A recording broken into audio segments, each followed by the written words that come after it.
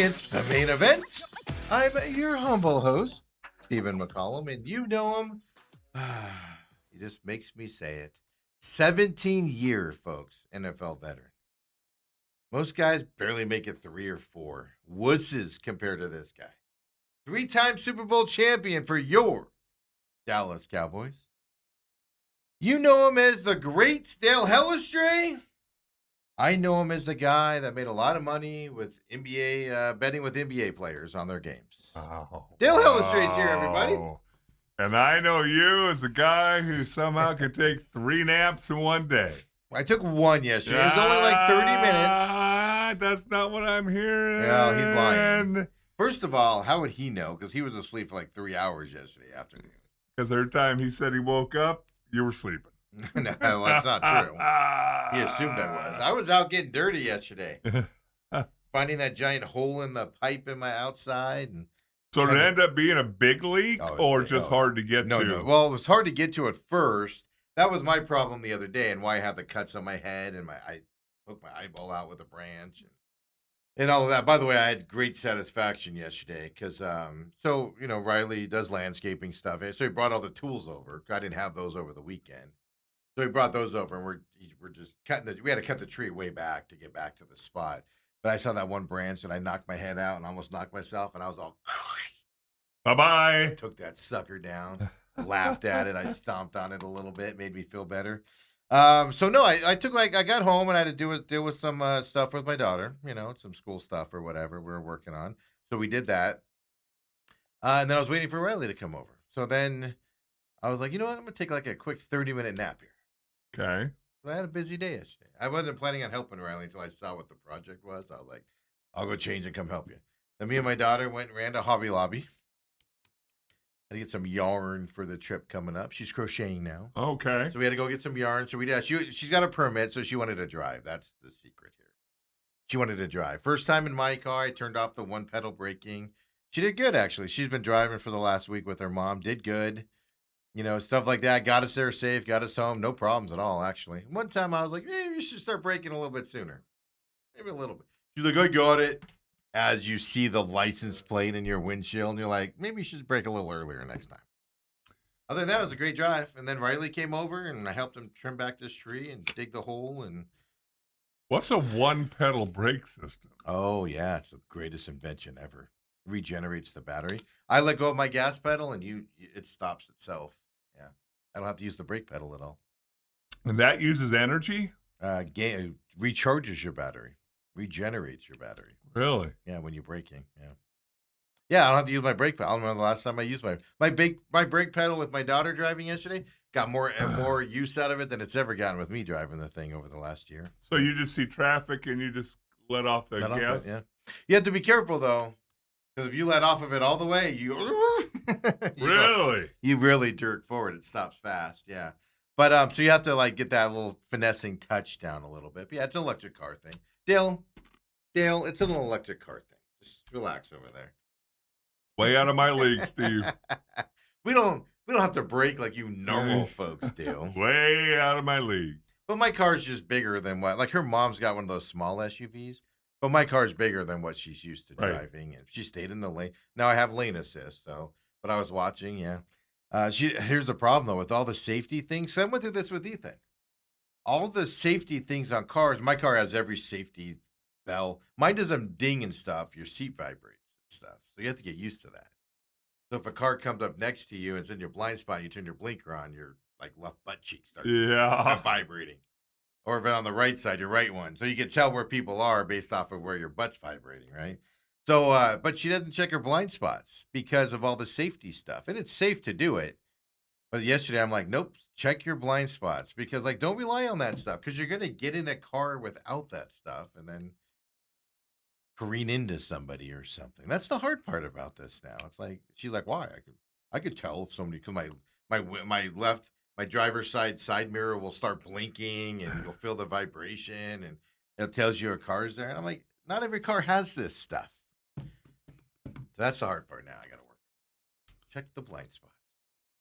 Well, again, you got there, you got back, everybody's safe and sound. Car's not dinged up. It's an easy drive. There's just construction cones and stuff, and it it swerves a little bit and everything. So like, you could tell she's getting a little nervous when we were getting by the in and out because the road bends. It's like a sharp bend to get over there, and then all the construction cones. You could tell she was like no knuckling it there for a little bit. It was pretty funny. I'm sure with that. So now, did you pick up some yarn for you two? You can pick up knitting on the way over. I'm gonna do knitting while Ethan or Ireland's driving me to California. Or you're gonna throw her in on the freeway, huh? I know. So yesterday I go, you ever been on the freeway yet? No, but I would entertain the idea of once we get out of town, it's just a 2-lane straight road to Yuma. I would entertain the fact of putting her in the car for a couple hours. Not for too long because she'll get tired and stuff. But maybe for an hour or so, just have her just experience the open road. It's a straight road, Dale. Yeah, I8's fine. That's what I mean. Just got to worry about the trucks, right. But that'll help her pass and stuff like that. Just get up to speed, and it's like all new drivers when she turns. She turns and then she's going slow the whole turn. I'm like, you gotta learn how to accelerate out of that turn, man. It's like she turns and then she's just sitting there, and you're like, cars are coming, better get going. Pretty funny. So I don't know, we'll see. But yeah, so that was my yesterday. I got the leak fixed, unburied it, buried it back up, cut the tree halfway back. Riley's got to go back and we're just gonna tear this tree all the way down. I'm like, just cut it down to stems and we'll just let it regrow. It's too big. Nobody's trimmed it for a while. My fault. So I'm like, just cut it back. So he's gonna go over on Thursday and finish all that. But let's see how low my water bill gets now. Yeah, it's been high. City Mason's like, oh, you're not using any more water than normal. Well, it's all going underground and it's going to the data center. Oh yeah. Maybe I'm helping that city well out there underneath the ground and everything. I mean, there's a lot of water, man. So I'm excited to see what my bill's going to be coming up. A word to the wise when you guys take off on Thursday. I had to take a buddy to the Mesa Gateway Airport this morning. Yeah. Dale, I drove all the way here. Dale drove all the way to my house. And then back to and back again, yes. But the reason I say that is I think I saw no less than, not exaggerated, no less than 8 people pulled over. Yeah, out by there? I'm on the 101, okay. Then on the 202. We took the 60 to Power Road. Police are everywhere nowadays. Yeah, and so just... just don't go, hey, I'm going to... The reason why I asked out there is because we've had that 24 freeway, we've had some people have died on that 24 freeway. Okay. Because people are running red lights and stuff like that. So out where I am on that 202 and everything, police presence everywhere for the last month and a half. Okay. Yeah.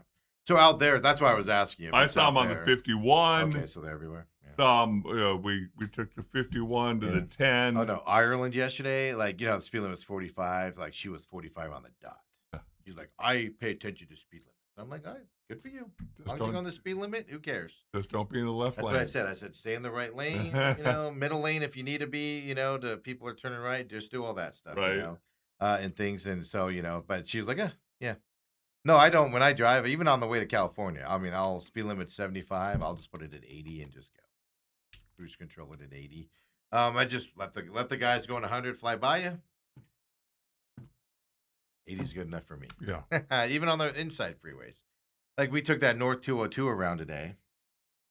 How'd you come back, actually? I took the lower 202 to the 101, 101 to 202. Oh, so you went down that way. Yeah. With all that construction. I didn't know there was construction. Yeah, it wasn't too bad. Oh, was it? Yeah. You never know on those what's going to be closed and the traffic and all of that and everything. So you went down to the 101 and cut up. That's not a bad. That's just you went out of the way. You should have gone right on the 202 down to 60.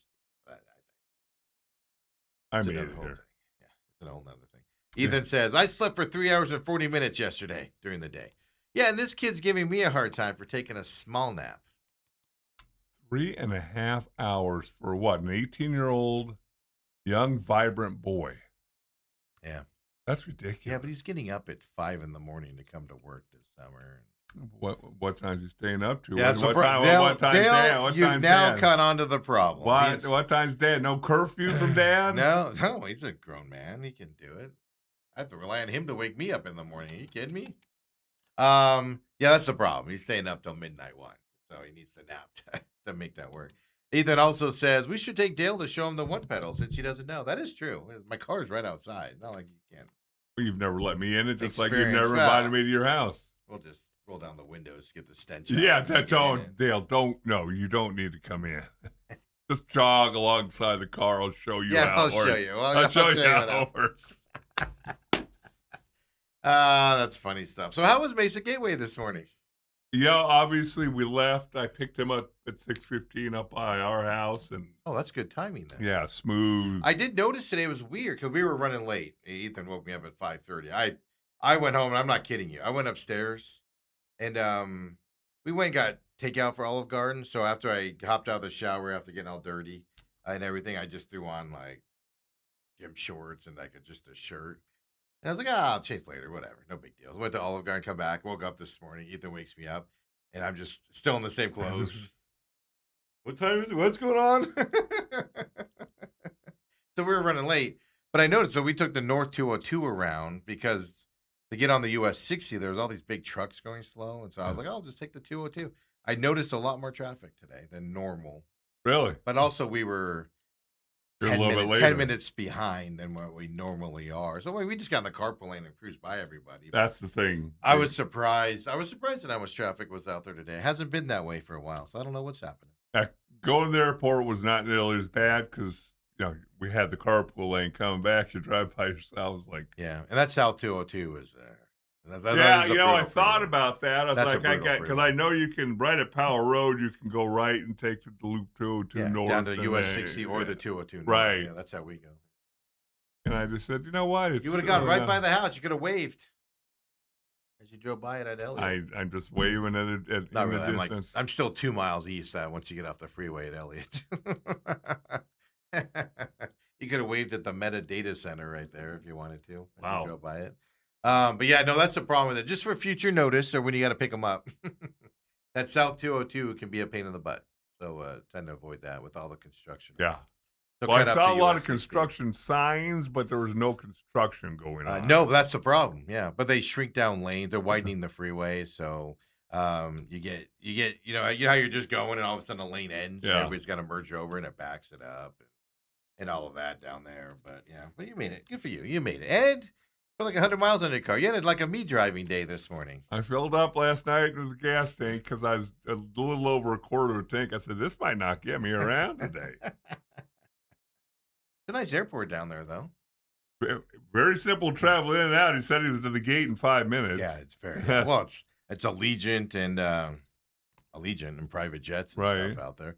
The ASU's aviation school or whatever college is right there. The only danger you got with there, that's where Chandler Gilbert's campus is, the community college. Okay. So it's summer times. You have to worry about that. But that'll get backed up with kids there and buses coming from main ASU campus out. That's an ASU campus too. So you'll get those big buses of kids going from Tempe to out there for school. So you'll get stuck behind those stuff during the school year. But that's the only danger you got. Because that's like the only flight flying out at that time this morning. So Right. it's however many people fit on a plane is all that's there. Right. So it's actually really quick. I said, well, I'm glad it only took you 5 minutes. It took us 45 minutes to get That's down the there. problem. But And what, 30 minutes back over? 30, 40 minutes back over here? I think I dropped him off at like 7:05 and got here at 7:45. Yeah. So it's 35 minutes or so with no traffic. With traffic, 45 or so. 45, sometimes 50. So it's not too bad. It's a long trip. But Dale needs a nap now. before we get to sports, I do need to understand, Uh-oh. well, what is the official nap tally yesterday? Because I have I took an one nap 18-year-old and saying it was 3 naps. And it was 30 minutes. I have an 18-year-old saying there was 3 naps involved. There wasn't. There was one. Why would I lie about it? It was one nap. It was about 30 minutes. It was because what was happening was me and my daughter were going to go to Chandler Gilbert Community College. We ended up not having to do that because she's into forensics right now and everything. So there was something that she was interested in. She can't take it till she's a junior. So we ended up not having to go down there. So then I'm sitting there. And I'm like, all right, well, now I just got to wait for Riley to text that he's on his way and all this stuff. So I'm like, oh, I'm just sitting here. So I'm like, you know what? I'm a little tired. I'm just gonna take a quick nap, and I'll wake up when if he texts me and shows up or whatever. I'll wake up. So it'll be like, and it ended up being like 30 minutes because she came in and woke me up and goes, "Can we go to Hobby Lobby?" I was like, "Yeah, let's go." She woke you up Yeah. to Oh go to yeah. My Hobby kids Lobby. don't care if you're asleep. They're just like, "Get up! I want something." Oh, what kind of ship you run Me, over me, there? me, me, me, me. So, needless to say, we're now on Tuesday. You're leaving on Thursday, and you don't have a hotel. No. Oh no. No, no. You did see where all the warnings are: no swimming in Imperial Beach or Coronado or Yeah, because of the uh, Mexico. waste. Yeah, that's been that way Land. for years. Yeah, but certain times there's supposedly you can swim. Well, I because it goes out. Now the tides or whatever are yeah, going inland, so that's why you can't do it. Yeah, that's why you go up north to the northern the upper side, like northern La San Diego. Jolla, or there's another one we go to up there by SeaWorld. I'm forgetting the name of it right now. But yeah, those south beaches have been that way for years, Dale. All that Mexican sewage being just pumped into the ocean out there. Mm. Listen to John Holmberg. Did He he talk talked about about it? that day. Inform the public. Is he telling the public that? Yeah. Yeah, I know anybody that goes to San Diego in the summer knows about this. I don't remember the last time I didn't wasn't known about that. Really? Yeah. He's the only one out there. No, trust me, I'm not a beach guy. Beaches are grosses and disgusting and stuff like that. And I don't like getting wet with salt water. Once I do, I'm fine, but it's a chore to get me in there.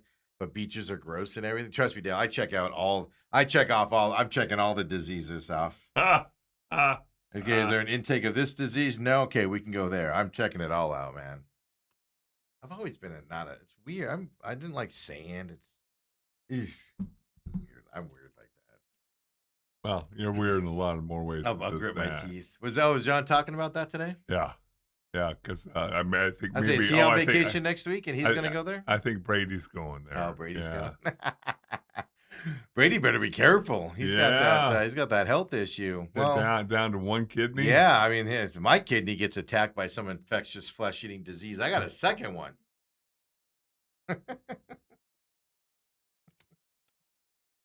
I know, but that's a real thing. You should know that being Coronado. You should have known that going to Coronado all those years. Yeah, but it wasn't every year. And again, we didn't go. Yeah. I don't go in the water very often. And you're making fun of me because I said that too? Well, I can see you frolicking. Yeah, no, I've always been weird with beaches, man. Like, it's like my parents tell, well, they used to, and now they confuse me with they say my brother did it, but it was me. They put down because I was born in California and stuff. They put down a blank, like a towel on the beach Right. and put me on it when I was a baby. And I'd go to and I'd touch the sand and I just instantly just sit there. It's just, I don't mind it. It's just dirty. It's dirty, Dale. That's the problem. It's dirty. You're a germaphobe. But once I get in the water, then I'm fine. I'm that way with lakes too. I used to have a pontoon boat here and we take it out. And like until I got in the water, like I was just like, I don't want to get in this water. I don't want to get in. But once I get in, I'm fine. It's just forcing myself to get in. I have to like convince myself I'm not gonna die of a flesh eating bacteria. The problem is, Dale, I watched Jaws when I was a little kid. No, I'm just kidding. I'm actually not afraid of animals. I just dirty. It's the dirtiness. Yeah. Isn't that weird? No. Everybody else is afraid of stingrays and crabs and all these other things that can attack them in the water. And I'm like, yeah, I don't care about that. Well, it's always funny because I have two daughters, Hillary and Kendall, about 3 years apart, and we'd go to the beach back in the day when you didn't have to worry about sewage and Yes. all that. Well, let me put it this: you didn't know about Right, the sewage.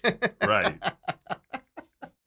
But we go out walking on the beach, and Hillary would be like rolling around in the sand. The next thing you know, she's like taking Eating it, bites of yeah. sand, and then Kendall's like, "Carry me, carry Yeah. me." Isn't that weird? How Yeah. because my brother and sister would be like, "Beach, let's go," and I'm just like, "Nope, nope, nope, nope, nope." Yeah, it's weird. Isn't that weird how personalities are Yes. different? Yes. So that'll be this week. I know. Listen to me complaining I have to go to San Diego. I know my life's rough. You better get a stinking hotel room. Bring on that Mexican sewage. That's gonna be staying on the streets. That's okay. Then we'll fit into California. I mean, get tents. We'll just fit in. I can imagine the look on your son's face. I'll be like, we're gonna know how the other half lives. Yeah, well, where's our hotel, The Dad? weird part is we'd stay on the streets and we'd get a tent and then stay on the streets, and somehow we get a couple $100,000 checks from the California government. Get richer. Steve McCollum at SMAC 500. What? California's gonna get mad I'm saying that because they know it's true. They know it's true out there. We're good, Dale. Dale, we're good. Hotels are come by dime a dozen. You just pay a lot more for them when you get there. I usually stay in one up in La Jolla, like right off of La Jolla Cove, right there. And all they have are suites left. It's a really, really nice place. But because it's July 4th, the price is like triple what it normally is. Oh, And it's already expensive. And I'm like, yep, we're not staying there. I can't imagine. Well, it's that July 4th on a Saturday. It's just everything's gonna be out of whack now, you know. Yeah. So well, Ethan says, why book a day out when you can book a hotel 1 hour before we get into town? That's right, Ethan. Ethan knows his dad. So I think last time we went on to San Diego, like Ethan's driving and he's all book a hotel yet? And I'm like, yeah, I'll look at it in a little bit. Like we're in California driving, and I'm like, yeah, I should probably find So you looked up from your knitting. a place. Let me finish this last slip Yeah, knot. I gotta get. I'm trying to finish this blanket real quick, so we're warm while we're out there. So I have a blanket for the beach, and I'll get sand all over me. That's what I'm doing. Oh lordy, out there, man. We got a lot to talk about today. Yes, Dale. we do. Besides, now I'm all grossed out. Is Bruce Cooper coming in? I haven't heard from him. I'm assuming so. Let me check my phone. He's scheduled to. Okay. Let's see here. Nothing?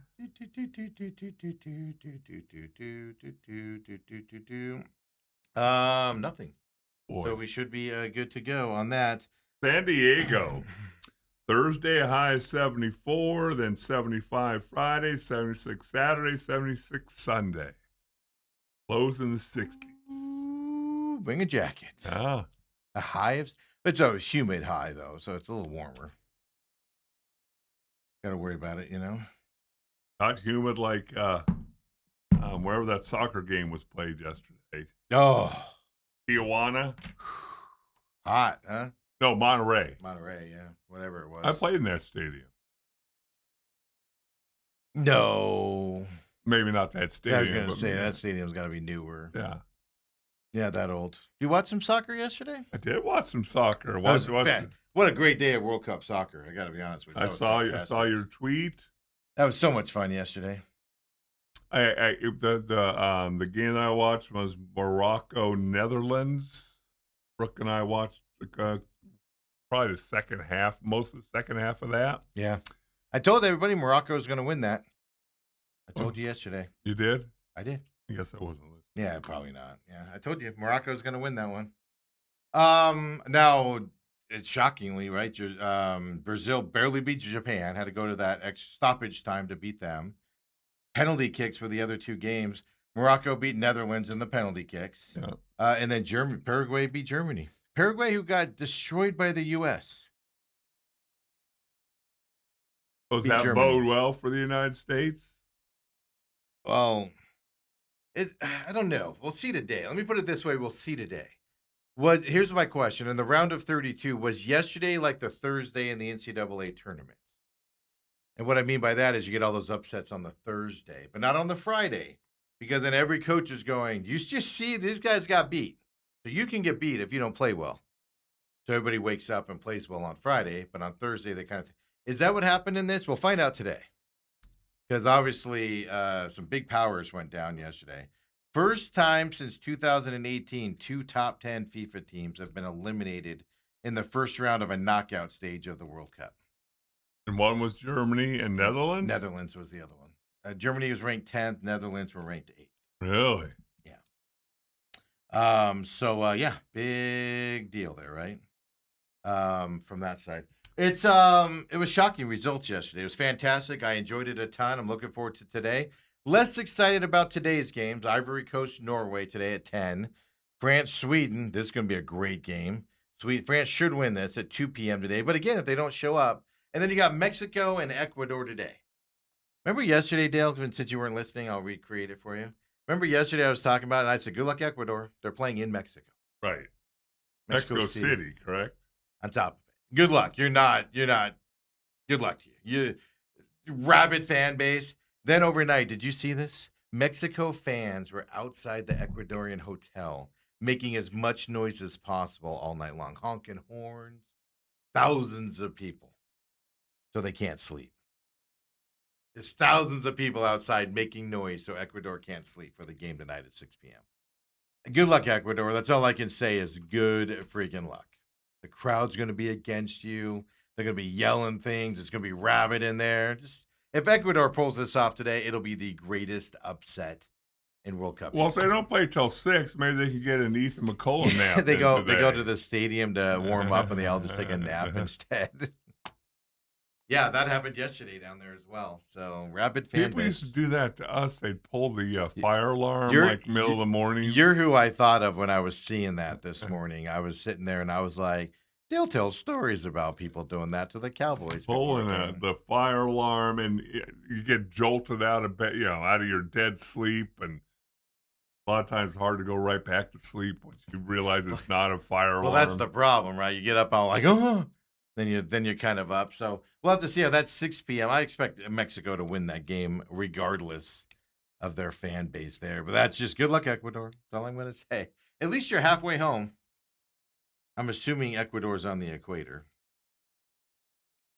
right? Anybody help me out with that? That's probably a pretty good guess. I did see this thing over the weekend where this guy was like, he was traveling. Maybe it was on Kill Tony. A comedian was on there. I don't remember, but I was watching something yesterday, and the guy was like, the hardest thing to tell like other countries is like when they complain about the U.S. So like he did a tour through South America and was just doing personal stuff and did a tour down there. He goes, and the hardest thing is like they just complain about the U.S. and how the U.S. is trying to keep them down and do all this stuff. And he goes, the hardest thing to tell them was, we don't even know where their countries are at. We don't even know they exist. Right. And he was talking about Uruguay or something like that. He was talking about one of those types of countries. And it just made me giggle because I'm like, you're so right. Like, how much attention is like you're like Ecuador today paying attention? They're like, oh, stupid Mexico. We got to play Mexico in Mexico. And Mexico's like, where's Ecuador at? Well, maybe Mexico knows. I know, but it's just But we don't. It's kind of the funny thing is Yeah. like all they did. They said that everywhere he went, people were complaining about the U.S. does this to them and do that to them, and he was just like, I don't even know you existed till I got. I'm in your country, and I don't even know this place exists. It just made me laugh. So yesterday, hopefully today is as good as yesterday was on the World Cup stuff. That was fun yesterday, folks. If you didn't catch it, it was fun. Then all the people have to gripe. People complain, oh, I don't understand offsides. Offsides isn't that difficult if you pay attention, sports fans. It's really not. But that's also why hockey struggles. Hockey struggles because why? People don't understand the rules. Offsides. People don't like how it's like a 1-0 game, 1-0 game, stuff like that. The scoring's an issue too with this stuff. When it's literally like Japan Brazil was 1-1, and if you don't know what they're doing, it was a snoozer of a game to you. I understand that. And then all of a sudden it got great again. My other favorite thing I saw was somebody said, I think I figured out offsides. If anything exciting happens, that's offsides. And it made me laugh because it is so true. Because you'll see this big fantastic play and somebody will score, everybody will celebrate, and then all of a sudden it's like, oh, offsides, and everybody goes, oh. Well, and my buddy and I were talking on the way out to the airport, and I said, the thing about soccer is I'm learning little bits at a time. Mm-hmm. I know there's a rhyme or reason. And a little bit like hockey, I always said, just looks like helter-skelter. People are just flying around and whatever. And some hockey players I talked to said, no, we have plays. Yeah. Obviously, they can be thwarted. And so me not understanding those two sports takes some of the enjoyment away from me. I said, it's like when I talk to some people who just don't like football. Yeah. A lot of times, because they don't understand it, they'll be like, why do you hand the ball off to run up the middle where everybody is? Yeah. And you're going, oh, well, there's a strategy and Yeah, so whatever. like if you watch the game of soccer, you don't know what they're doing. They're just passing the ball like across the field and back again. Yeah. And you're like, "This is stupid. What are you doing?" They're creating space. They're actually setting up, and then they'll do a different pass, to open somebody that's open a running, making a run as they call it, and stuff like that. But if you don't know what they're doing, you're just like, "This is stupid." They're just passing, and then they'll be on the offensive end and they'll take the ball all the way back to the goalkeeper, Yeah. and you're like, What do you do?" So I can understand all that, but they actually are setting stuff up. They're doing that to create the space so you don't get all bunched up and stuff like that. So I get it. Well, It was yesterday was so much fun, though. and the other thing, so we stayed that Netherlands Morocco game because it did. Of course, the last 15, 20 minutes of it were pretty boring. Yeah. The Germany game was really boring until the very end, And then too. the extra time was mostly boring. There was like 2 or 3 spurts, and then it went back to kicking around. I'm convinced at this level, when it gets to extra time, the overtime for us, I'm convinced they're playing for the tie, And for two things. the shots. There are 2 things jump out to me. Number 1, if I hear one more time, we think there's a little over a minute left, or we think that there's 2 minutes, but that blows my mind. But why, when the ball rolls out of bounds or there's celebration, why shouldn't the clock stop? So you know exactly how much time's left. That I'll never understand that. And then the penalty kicks. It's exciting. How else do you solve it? You have to have a winner. You can't just let them play forever. Oh no! I enjoy the penalty Oh, kick okay. part of it, but I'm saying as far as the extra time, when there's somebody scores a goal, stop the clock, and then when the ball is kicked back Oh. into play, start it No, again. you roll around the ground for 5 minutes. Yeah. Man. You gotta add that time on. I understand. Well, no, when I was a kid, they didn't tell you how much time was left. That's Now they at least go plus 7 minutes. yeah. So now it can still change. And go long. Yes. But here's the other side of it. That's even worse. Is the time could run out. Like if it's plus 7, it could be at the 7-minute mark. But a team is advancing and has an opportunity to score. They'll let They 'em will go. let them go until they do it. Yeah, they'll let it go and extend. And then when it gets a dead ball, they call it dead. Yeah. And then the penalty kicks that be in Morocco, Netherlands, they're like 4 shots that completely miss the goal. Yeah. Oh no, that's the thing. The amount. It's a big goal, Dale. I It's a know big it goal. is. And these then- guys are more, this isn't Yeah. you or I out No. there. These are skilled Yes. snipers. Yes. No, the guys that missed penalty shots yesterday for Germany and Netherlands was shocking. Yeah. Shocking how they missed them. Yeah, that's just unheard of. Unheard of. But that's what makes it exciting, isn't it? Now, you could argue, because when I was a kid, you played until there was no penalty shots. You played until somebody won. Oh. That's where you get the golden goal, the guy that scores the goal to win the game and stuff Oh, like that's that. good. That's what they were saying in extra time. take No that away. golden goal. I didn't know what that meant. Because you score and the other team still get. You still have to play the timeout. Yeah. Oh, They took the golden goal away. So when I was a kid, it was exciting because if somebody scored, you win the game. Yeah. And they call that the golden goal. They took that out of the game, which is what I don't like. Now, so I'm okay. It's kind of like the ghost runner for regular season for baseball. I'm okay with it. Get the games over. It's regular season. Right. But you better not see it in the playoffs. They play 22 innings if they have to in playoff baseball. That is one thing. Now, in these early rounds, but when you get to the championship game, I think you should play until somebody scores. Yeah, 'cause it comes down to penalty Because kicks. penalty kicks in a championship, it's exciting, but you want to see that guy that wins the World Cup with a game-winning goal in the third overtime period, fourth overtime period, and he's going to be a savior. He's going to have posters all over his country. Did you see South Korea? Their manager retired or quit because they didn't perform well, and everything. They purposely flew home and landed at 4 a.m. to try to beat the crowds so nobody would be mad. And people were still lined up at the airport, To boo 'em. hurling insults at them and calling them names because they didn't advance into the elimination. This sport is just different, man. Different. But they tried to come in at 4 a.m. to get around it. That's just an amazing thing also to deal with. So today's game's coming up, 10 o'clock. U.S. tomorrow, of course. We'll talk more about that tomorrow as well. Really quick, before we take a break and get Bruce in here, Lions released Arnold yesterday. Their 2024 first-round draft pick and starter cornerback. Of course, a little bit of trouble, to say it lightly. Felony accounts and stuff like that with him going on. Dan Campbell last week said, "Oh, we don't believe he was involved with it. To us, it's a nothing thing." And then they cut him yesterday. What does that tell you, Dan? Well, that tells you that they got the facts of the case. Their investigator found out, and instead of toying around, and we'll continue to say that, we'll let the court run its course. Dude, this is a big salary cap hit, 2024 draft pick. It's not. I mean, he's not making a huge amount of money. It's not going to kill him. But this is somebody you generally don't cut. That's what I agree with you. That tells me that they got the thing and they're like, oh crap. We got to make a stand here. Yeah. I'm not laughing at the situation. I'm just laughing at the line. Because last week, man, he was like, oh, yeah, we're okay with it. We don't think he was involved. And now they're like, all right, we got to get rid of our guy now. But that goes to the point of I talk about with Sorsby. You make the wrong draft pick on a guy that's got felony stuff against him and he could be going to jail for a long time. You're wasting that draft pick, and teams are very careful about that. And that's probably why Sorsby's not going to get, a legit chance to get into the NFL. And we'll see next year in the draft. But that's why the penalties can be harsh on this type of stuff. It just seems like Terrion, with the money that he has, could have gone about this in a much different way. I'm not talking specifically about this situation because it's terrible. You shouldn't be involved in it, period. But on anything, man, like, you got people that can do stuff for you. I'm not talking about that stuff. Don't ever do that stuff. But just sometimes when people get in trouble, you're just like, really? You don't have a guy that could carry those drugs for you? So he takes the fall? Really?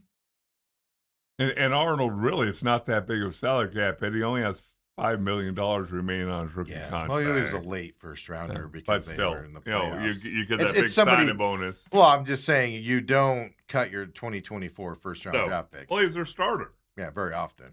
Yeah, it's a hit. It's going to set him back, obviously, and stuff like that. Interesting perspective there. Bruce Cooper's here. Let's take a break. Come on back. Cool. Here, and we'll be talking with him as well. I wonder if he's ever made a penalty kick. Can't even make a basket at the end of his career. Or the beginning of a game. Yeah. Come on back, folks. Main event.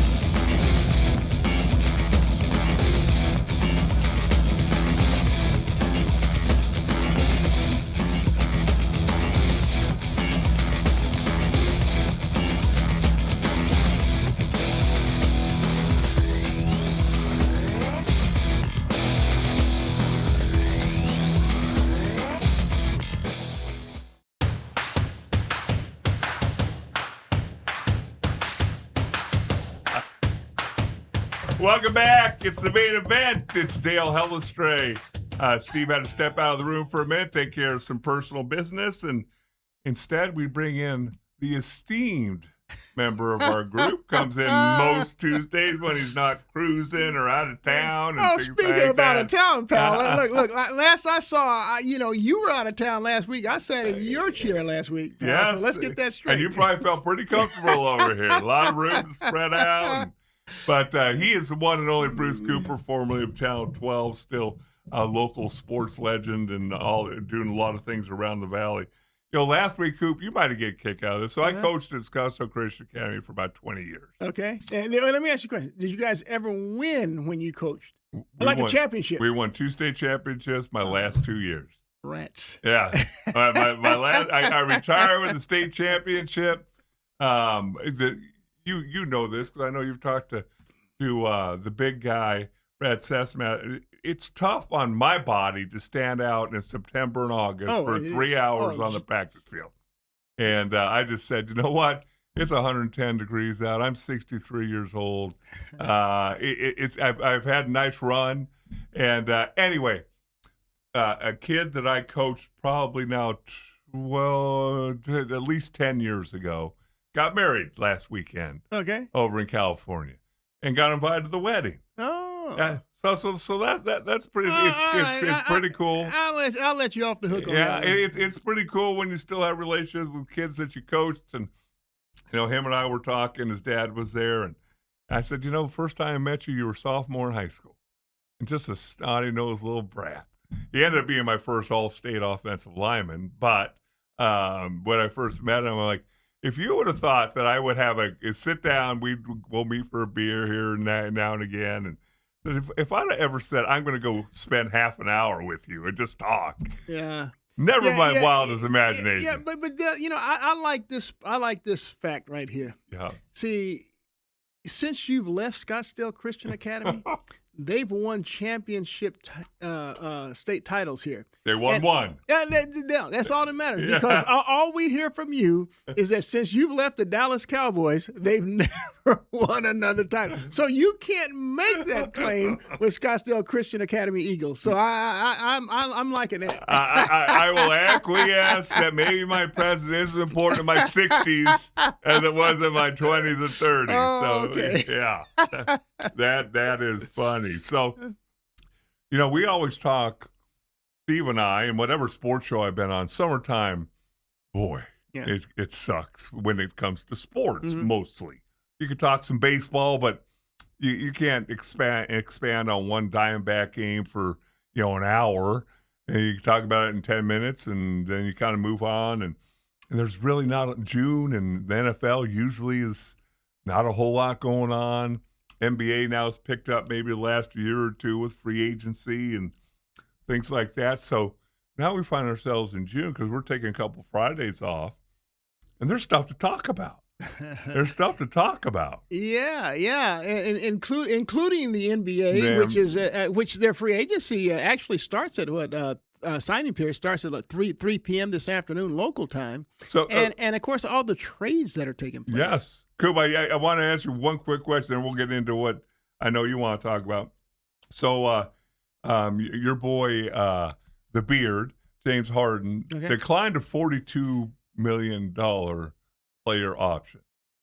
Did you ever sit in front of the NBC brass and say, I'm declining my option for $42 million, saying I want more and I want a longer deal? Well, yeah, and he's going to get that. So what if he plays this year? He plays for $42 million, and there's nothing beyond. He's got to find another suitor.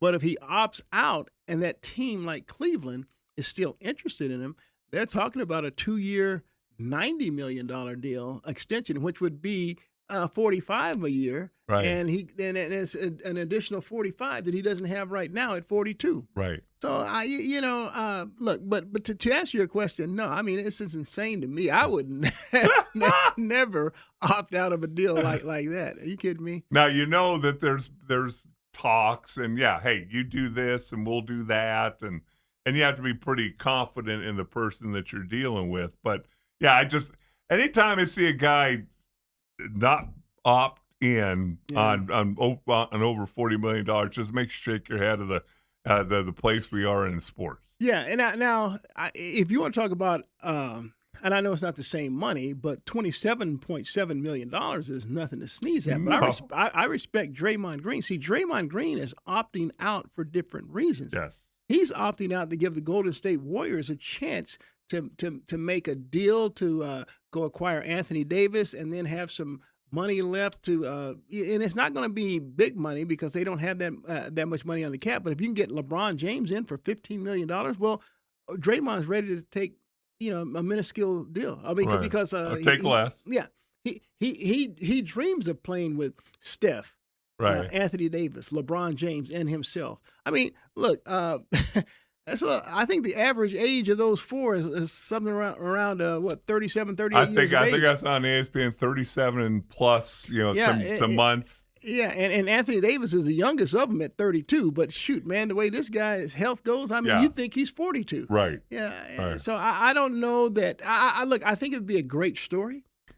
I know the Bay Area fans would go nuts. Yes. And I think it'd be a great NBA story. Well, they're going to max out the maximum amount of national TV games that they can have, right? And every game they go into is going to be sold out. But I still don't think that they have what it takes to overtake an OKC or a San Antonio in the West. Right? No, I don't either. But I think it'd be a great NBA story. I love it. I love it. And I'd love to see them all be healthy going into a playoff series against one of those two teams, just to see what would happen. But let's bring it closer to home. Now, I think there was some consternation that the Suns were kind of done with what they're going to do after the draft and kind of run the same thing back. And you had a couple guys that did the same thing, and Grayson Allen and Orlando Royce O'Neal. Why don't I Orlando Woolridge, who was coming to my mind. You're going back. You're going back. Yeah, that's old school. But obviously, they made the trade for the Miles kid from Charlotte. Almost said Chaparral, from Charlotte. Let's just start there. Your initial thoughts on number one, them making the deal, and then maybe come back with what you think he can bring to the Suns, good, bad, and different. Okay. Well, I love the deal. Okay. Absolutely. Look, I'll go back to my draft that I've shared with Steve and you and stuff. I'm trying to get rid of both Grayson Allen and Royce O'Neal. Right. Because I've said on this very show that, if they're not hitting their shots, they don't bring much more value to your team. And so after watching the Spurs series with the Knicks and also Spurs with the Thunder, I became fans of Stephon Castle and Dylan Harper because, the way they get downhill to the basket with some physicality is very impressive. Yeah. I've never seen a guard or a wing, overpower and take Lou Dort out of his game. Stephon Castle completely took Lou Dort out of that series. Because, no one backs down that football body that he has, but Stephon Castle did it. Right. And so it was impressive. So I said, you know what? For the Phoenix Suns, I need more downhill attackers. The best I have is Jalen Green, and Jalen Green gets there with quickness. Now, look, the guys that I wanted for the Suns, Cameron Carr, ex of Baylor, that the Lakers traded up from 25 to 24 to get, and Dalen Swain from Texas that the Bulls took at number 15 after they took Caleb Wilson at 4. Those are the two guys I had eyed for the Suns to get, but they get downhill more like Jalen Green does. Okay. Quickness, speed, athleticism. I'm telling you, Miles Bridges is a guy that brings a lot of that Stephon Castle, Dylan Harper stuff. He gets down there with power and force. And look, Dale, I know there's a legion of Suns fans that are disappointed in this trade because of the character issues and some of the off-the-court issues that he's had. But I promise you, once they see this guy playing, and he's going to get them out of their seats because he's an electrifying and forceful slam dunker. He's a amphibious, I should say ambidextrous for those who don't get that. Yeah. He's a left-hander, but he can finish either layup or slam dunk with his right hand. He's very skilled. He can run the floor in transition. He's explosive at getting to the rack. He has a step back three. He's not as consistent with it as you'd like to be, but he's an athlete that gives the Suns a different dynamic on that team than what they had. I was not in favor of them running it back. Right. They needed to make some changes, and now they're becoming more athletic and dynamic with Bridges. Now, I'm not asking Suns fans to discount or forgive Miles Bridges, but as we know in athletics, there's always a team out there that will take on some. Yeah, and look. Dallas was did that a lot Right. in their day. And look, if I'm weighing the two options, and I'm not, and don't misunderstand what I'm saying, I don't condone violence, let alone domestic violence on a woman in the least. But I look at what Portland's taking on with John Morant. Mm-hmm. I mean, this guy is. I don't know that I want to go that route. You know, and I'm not trying to, but I've seen Miles Bridges, and his case has been adjudicated, and in the 3 years since, we haven't seen him get in any trouble with the law. Now, I want to go back to here in Phoenix. There was a situation with Jason Kidd and his wife at the time, Jemana. Oh. I know a lot of Suns fans remember this. He's in a drive-through at Taco Bell, and his son TJ's in the car, and a domestic issue takes place. Jason gets suspended, and Jerry Colangelo ultimately sent him off to New Jersey, got rid of him. Right. They're not going to have that here. Well, Jason Kidd never got in any more trouble as it relates to domestic violence. He led the Nets to 2 NBA finals, so I'm not saying that Miles Bridges is going to be that, but he's already been given a second chance, and he's been playing in this league for the last 3 years, beyond that. Right. And so I'm not here to try and judge the guy or anything like that. I just know this. It's covering sports most of my life. There are teams that will always take a chance. Now, keep in mind, we just a few weeks ago, we were in this very studio talking about which team would take a chance on Brendan Sorsby. Right. Now, I like that the Commissioner Tackley who stepped in. And he said, "Hey, look, it's not Tackley. I know. It's not Tackley. Now you said his name. I'm losing the name. Gosh darn. Oh my gosh. I can't think of his face. I can't. He gets booed every time. Say it again. I can't even think. Say it again. I can't even think of Commissioner NFL. Oh, I thought you were saying the commissioner's name. Yeah, I can't. Look, forgive me. I can't. I'm not going to go to Pete Rozelle. I did go to Paul Tackley, but I realize that's not it. Roger Goodell. Roger Goodell. Yes, that would drive me crazy. It really was. Yeah. So Goodell says to Sorby, "Hey, look, dude. We're not going to set this precedent where someone can go afoul of the law,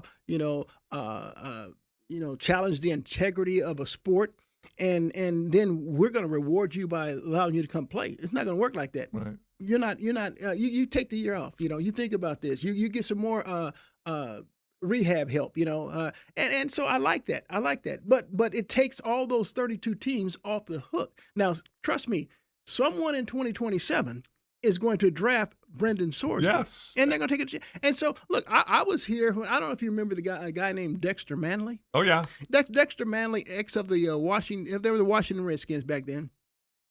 He had a lot of off the field issues. Yes. Well, he signed with the Arizona Cardinals. And I tell you what, he's one of my fondest interviews, one of the fondest players I've ever been around.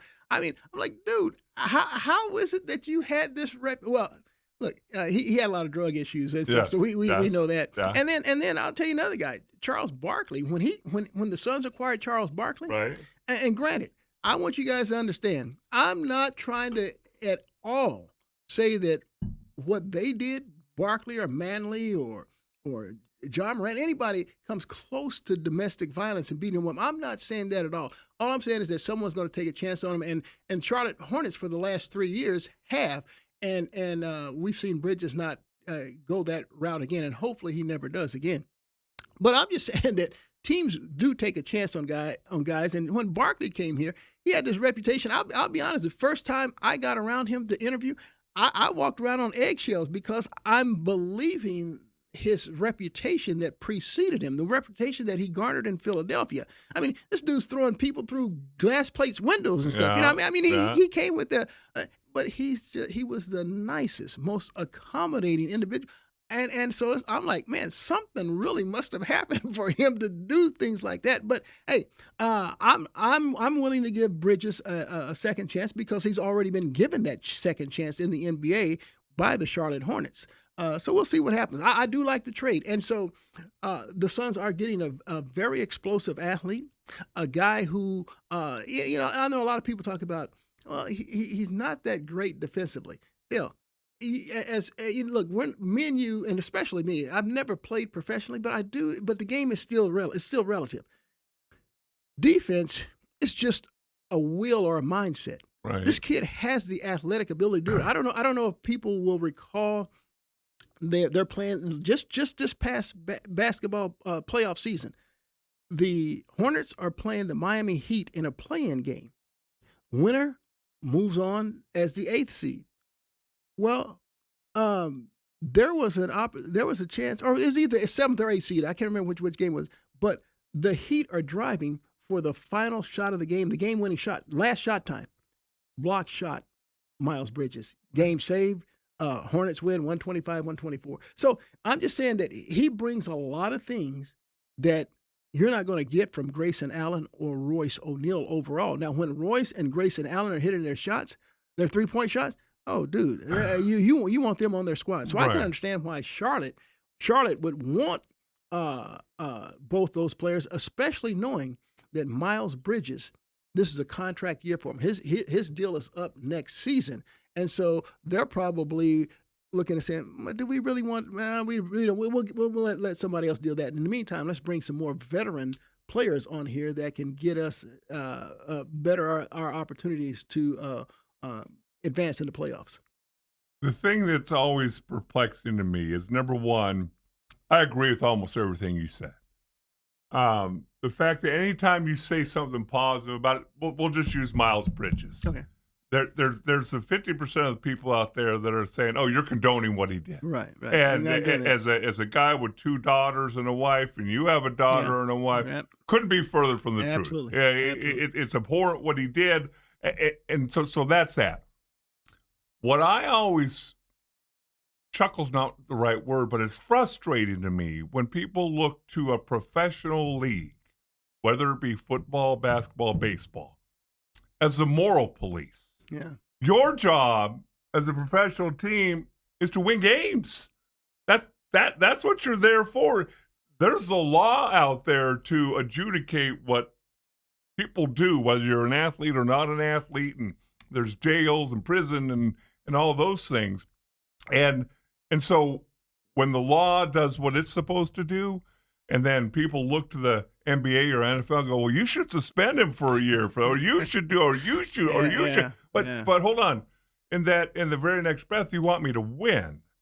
And so I've always struggled with that moral police part, and looking at a professional league saying, well, you guys need to take care of that, which doesn't make any sense to me. Yeah. So it's going to be fascinating. Obviously, we got more to talk about. We're going to have to take a break. But then you've got the Detroit Lions, who took a different approach today. And we'll get into that right after the break. What they did with Terry Arnold. He's Bruce Cooper, the legendary Bruce Cooper. I'm Dale Hellestrae. Steve may or may not join us here as we come back from break. But if not, Coop and I will carry it to the finish line. Who needs Steve, right? Yeah, who needs Steve? Steve gets off for it.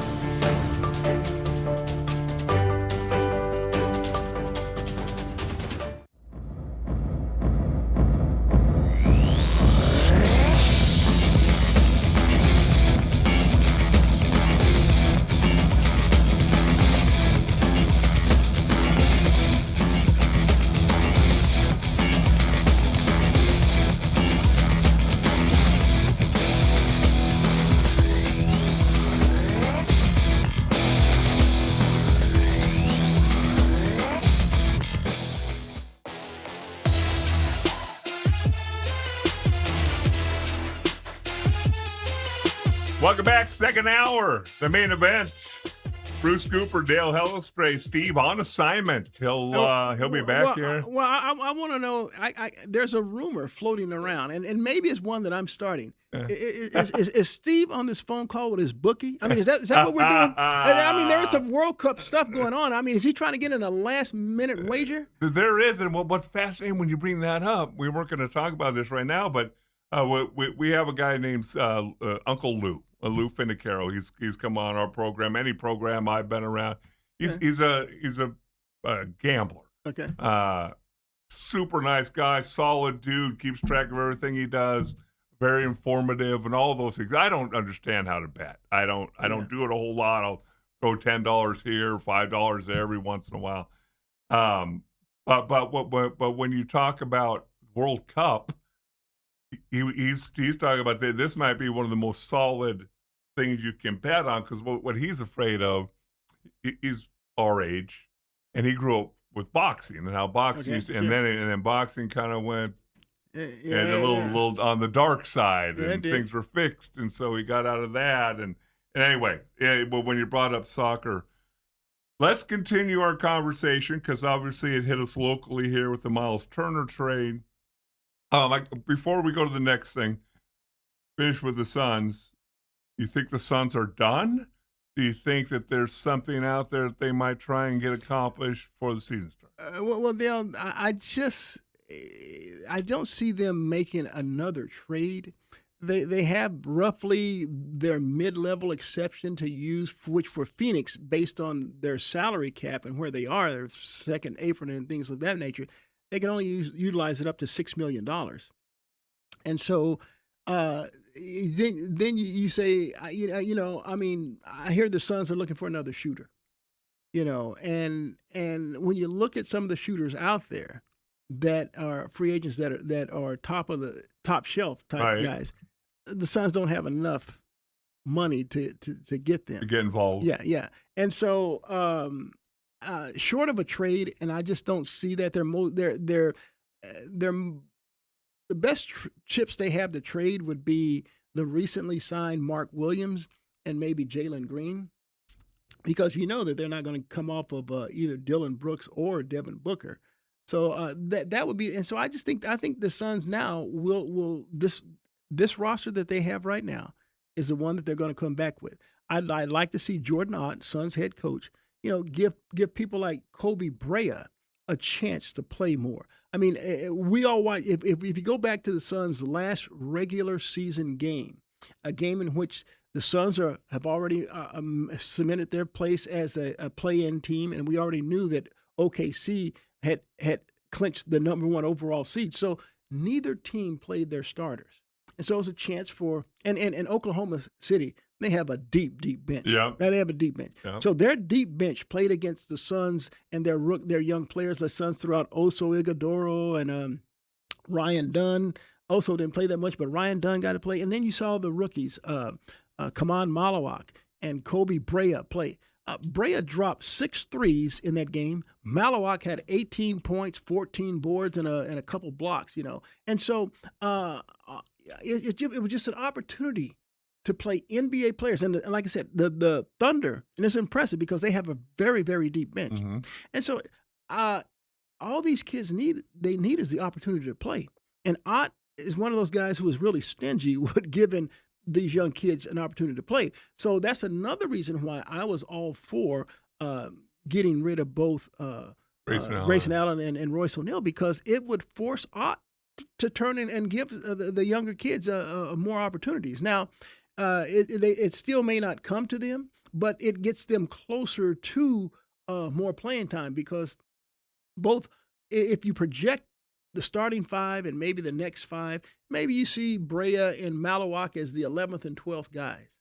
Well, when injuries or foul troubles take place, the 11th and 12th guys now become in that rotation, whereas before, they're either down in the G League playing or on the bench in street clothes. They're not getting off the bench. So right. I like the opportunity that's been presented and coming their way. So yeah.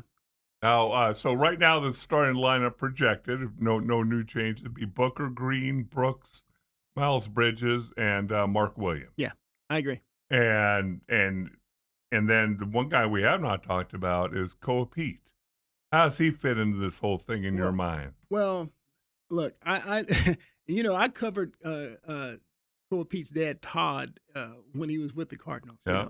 On that same line with Louis Sharp, Tootie Robbins, Lance Smith, and Derek Kennard. So, I know. And look, I've covered his sons as they've come up through the high school ranks, going on to college, and for Andres on to the NFL. I'll say this: I didn't really see Koa Pete as being a good fit for the Suns for what they needed, and for me, for the Suns, even though you can say, well, Coop, Miles Bridges is right around Koa's Pete, 6'7", 6'8". What do you mean?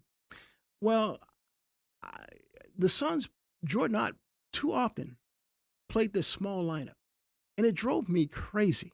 I mean, it absolutely drove me crazy. And when the Suns give up, 79 points in the paint, and they're giving up, 20 offensive rebounds, 32 second chance points. I mean, it's because you're playing these small lineups. So I was looking for the Suns to get bigger at the 4. Right. And I've already said on the show, the Suns would be so much better if Oso Ighodaro developed 4 skills. I mean, because he's an undersized 5, but he's perfect size for a 4. But the fact that the guy doesn't have an outside shot. He only has his little push shot in the paint. Yes. The fact that the guy only shoots 60. I mean, he shoots a little bit better than Mitchell Robinson of the Knicks at the free throw line, but not much. And that's not saying. And that's really much. No, yeah, it's not. And so I would love to see him do that, but I just didn't see Pete being that guy. But I do believe what Brian Gregory says. There's no one who's going to work harder and get better at his game than Koa Pete. Because see, I've been around the Suns, and I've seen players get better from year to year. I remember when the Suns acquired Jason Kidd from the Mavericks.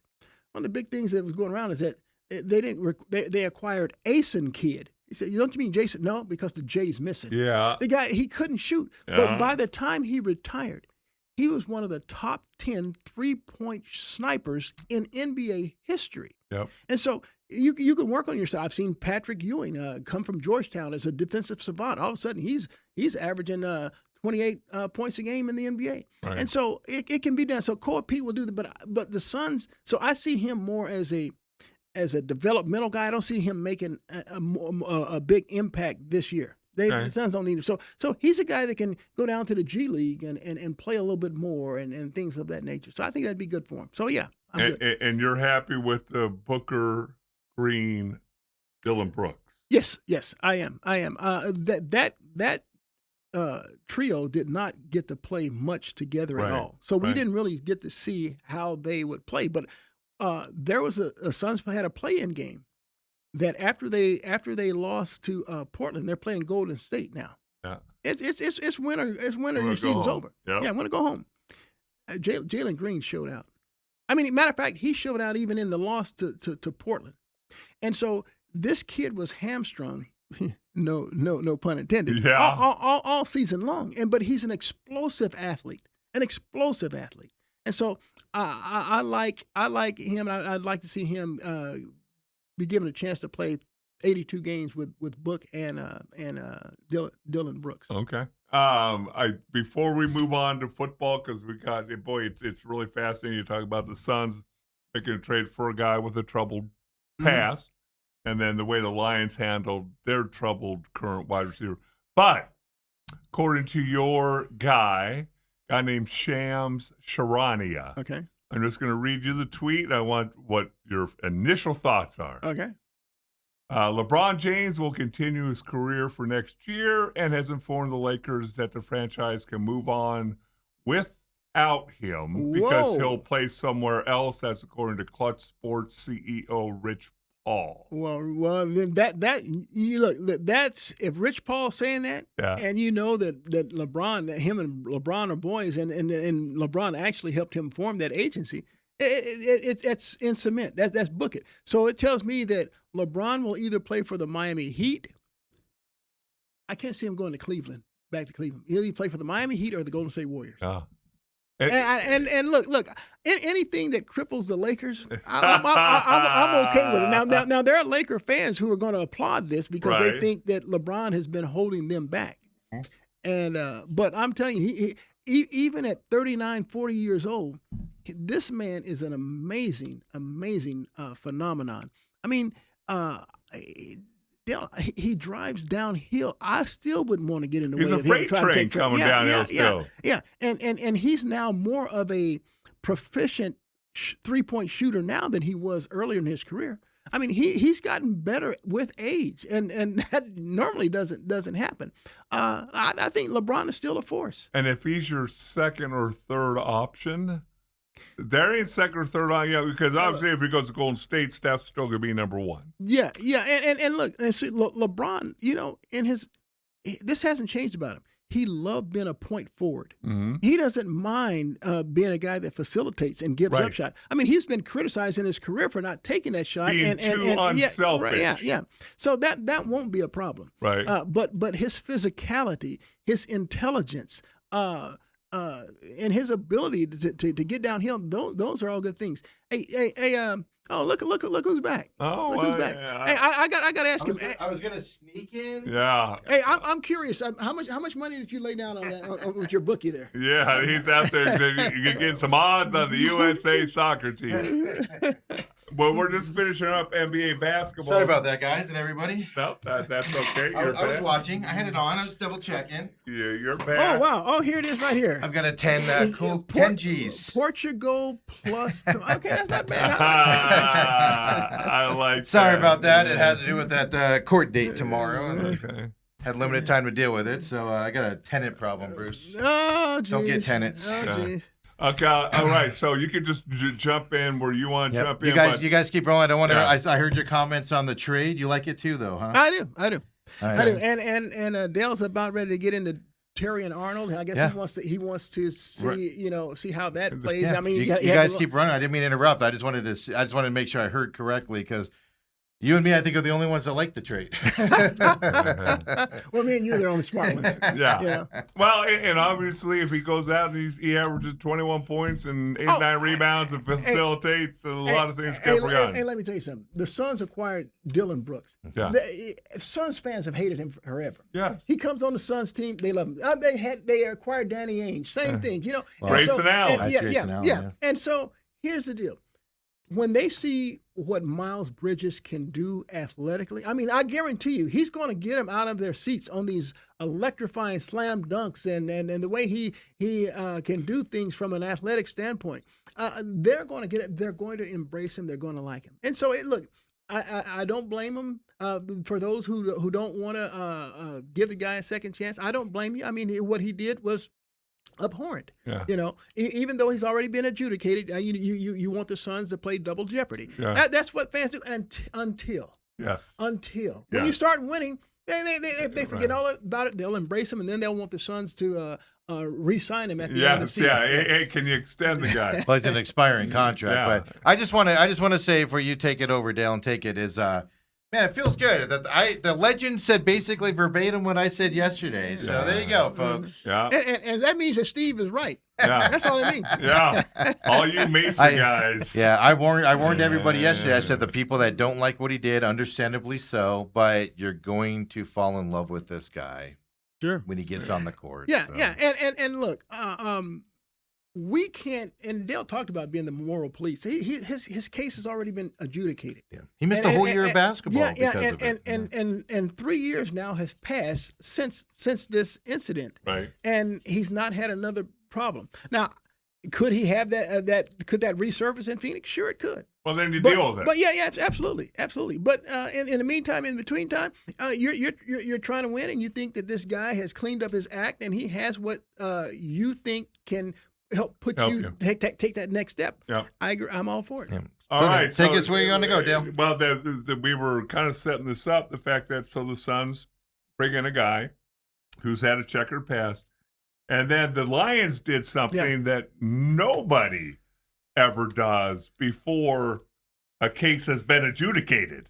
Yeah. And they just outright release their first round. This isn't releasing Dale Hellestrae in his third year. This is your first round draft pick. You're starting cornerback, Terrion Arnold. Yeah. Terrion Arnold. And here's the deal.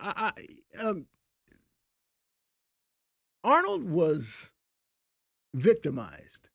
You know, he had his home burglarized. Yeah. He had over $100,000 in cash stolen. He had a lot of jewelry and things like that. I mean, and so he got a tip on who those burglars were or the perpetrators were.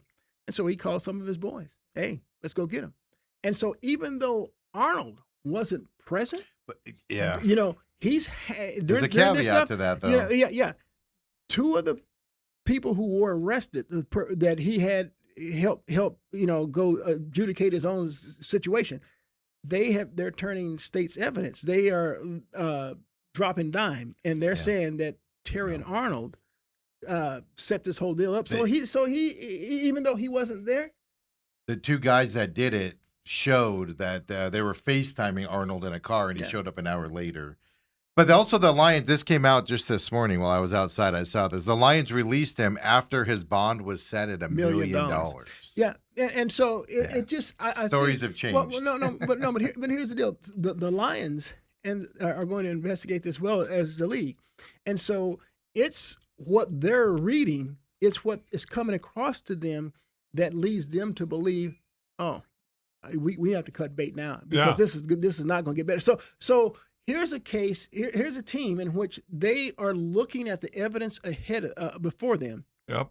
And they're saying this can't have a positive end. Let's cut bait. And so I wouldn't argue with that at all. Right. Even though he hasn't had his day in court, even though we know in the USA they say you're innocent until proven guilty. Right. Well, the Lions as an organization or any business, they have the right to decide what they want associated with their team. Yes. And so if they want to cut bait, I won't have a problem. And I believe, and even though I know I just stated what the law is, I believe Terrion Arnold did what people are saying. Yeah, because a couple of those people have been given plea deals. Yeah.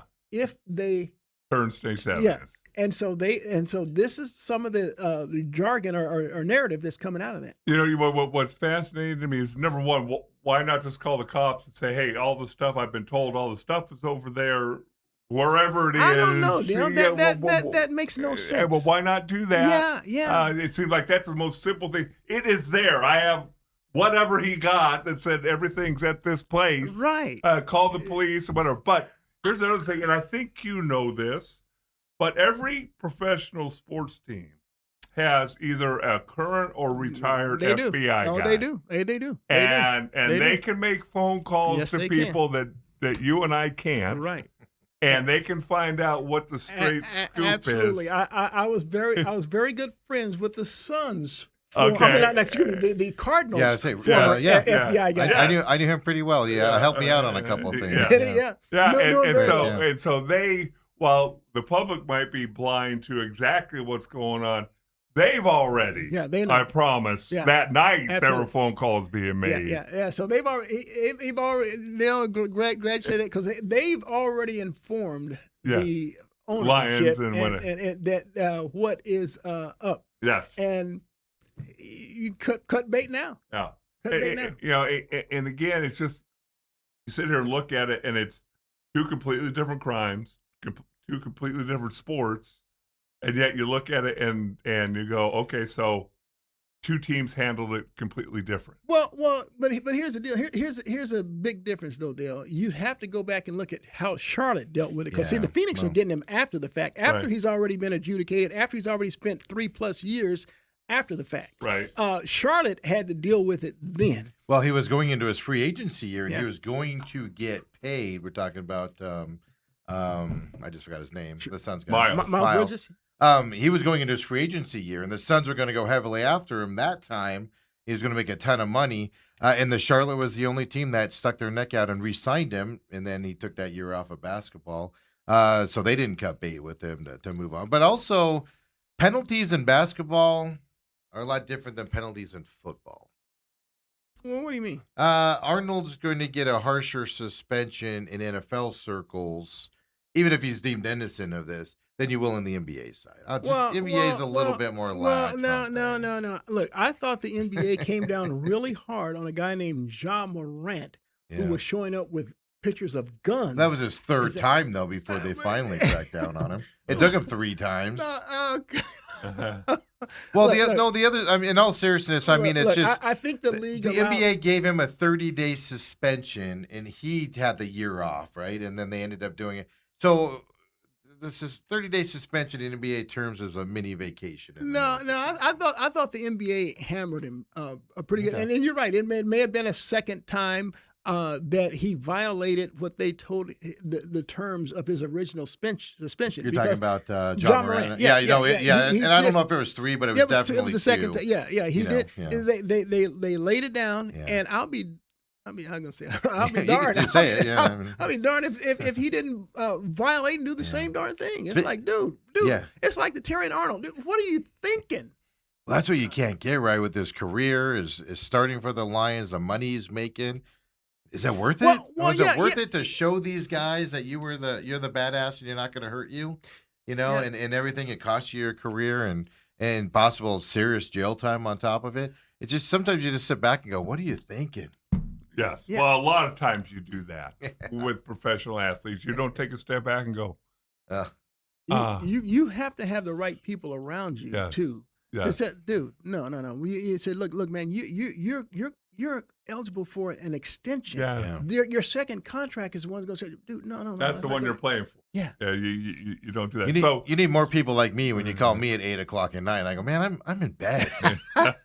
I ain't helping you do that. Can we do this tomorrow and think about it later? All right. So I did this to Coop, and then Steve, you can take over the program again. No, you're good. This just breaking. You might have read it when you were out there on the phone. I saw it out there. Look at LeBron being nice. LeBron James said the Lakers can move on without him, but he's going to play this year. He's going to be playing for the Warriors in about 2 hours, Dale. You think that's what's happening? That's where he's going. I was convinced he was going to the Warriors. I wouldn't be surprised if he winds up with the Heat. Really? Again with Pat Riley? Him and Giannis. Because, see, look, the Heat roster is really depleted after they did what they did. And that's the only way you're going to get Giannis. They gave up 4 players that were actually 3 of them were starters. Right. Right. And a big part of their team, a hero. Yeah, absolutely. And so if LeBron goes back to South Beach, look who he has. Bam Adebayo, Giannis Antetokounmpo, LeBron James. That ain't bad. See, hold on. And they're younger than what he'd be getting in Golden State. That's my point with Golden State. But one thing here, I'm going to ask you two this question because number one, does it really matter about the youth of the team? LeBron's looking at the next year or 2. Yeah. He wants to win. I don't think he cares in 6 years. Well, that's why I discount the Heat. But what I'm going to ask you, you are LeBron James. You're worth $1.5 billion, Coop, and you have the choice.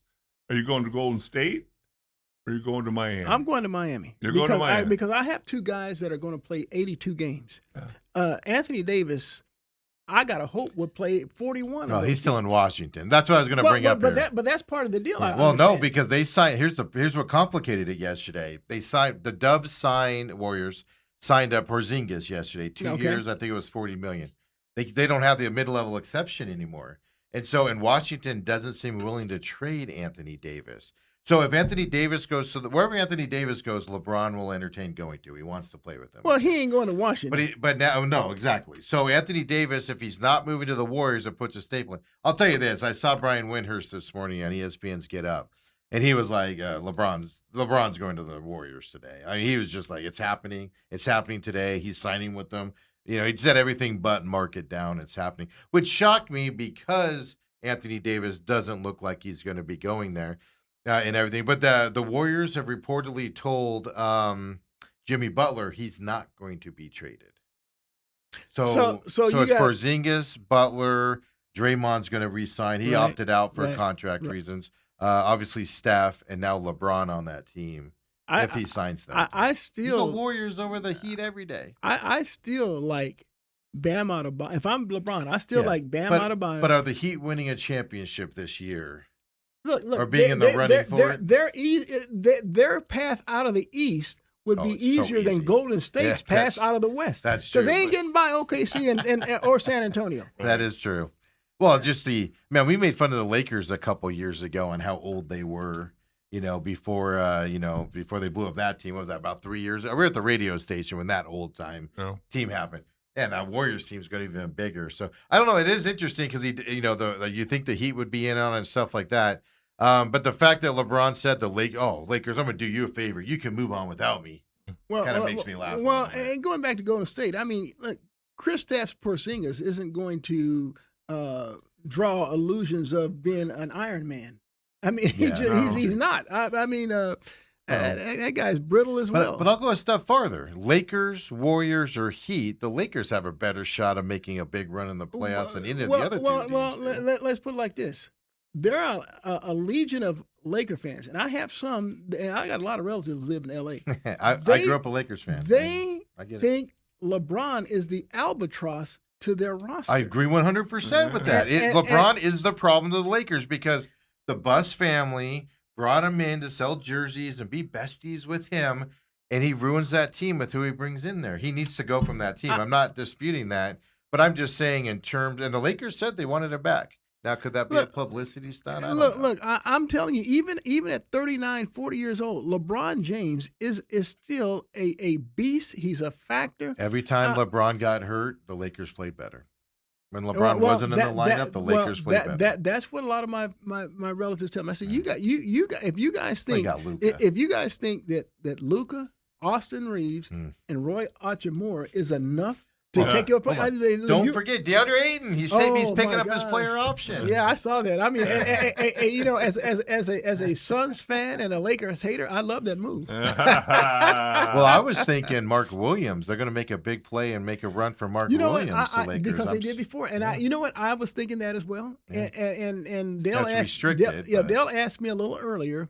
If I felt the Suns were done moving people, I said I think their only tradable assets would be Mark Williams and Jalen Green, I don't think they're going to do either one. I think they're going to sign a cheap guy off of a power forward or a 4 or 3 off of the free agency bin as another 3-point shooter. I think that's the only.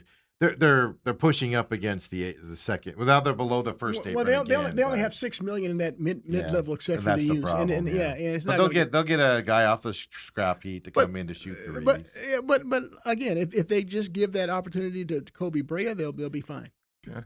Because they do have some young guys on the team, as Coop has pointed out a number of times on the show. So but I mean, Ja going to Portland now. I'll argue Portland's moving from Portland soon. That owner is setting them up to be moved. Let me tell you something. Portland has way too many guards. I mean, I looked at that. I said, dude. It's unbelievable.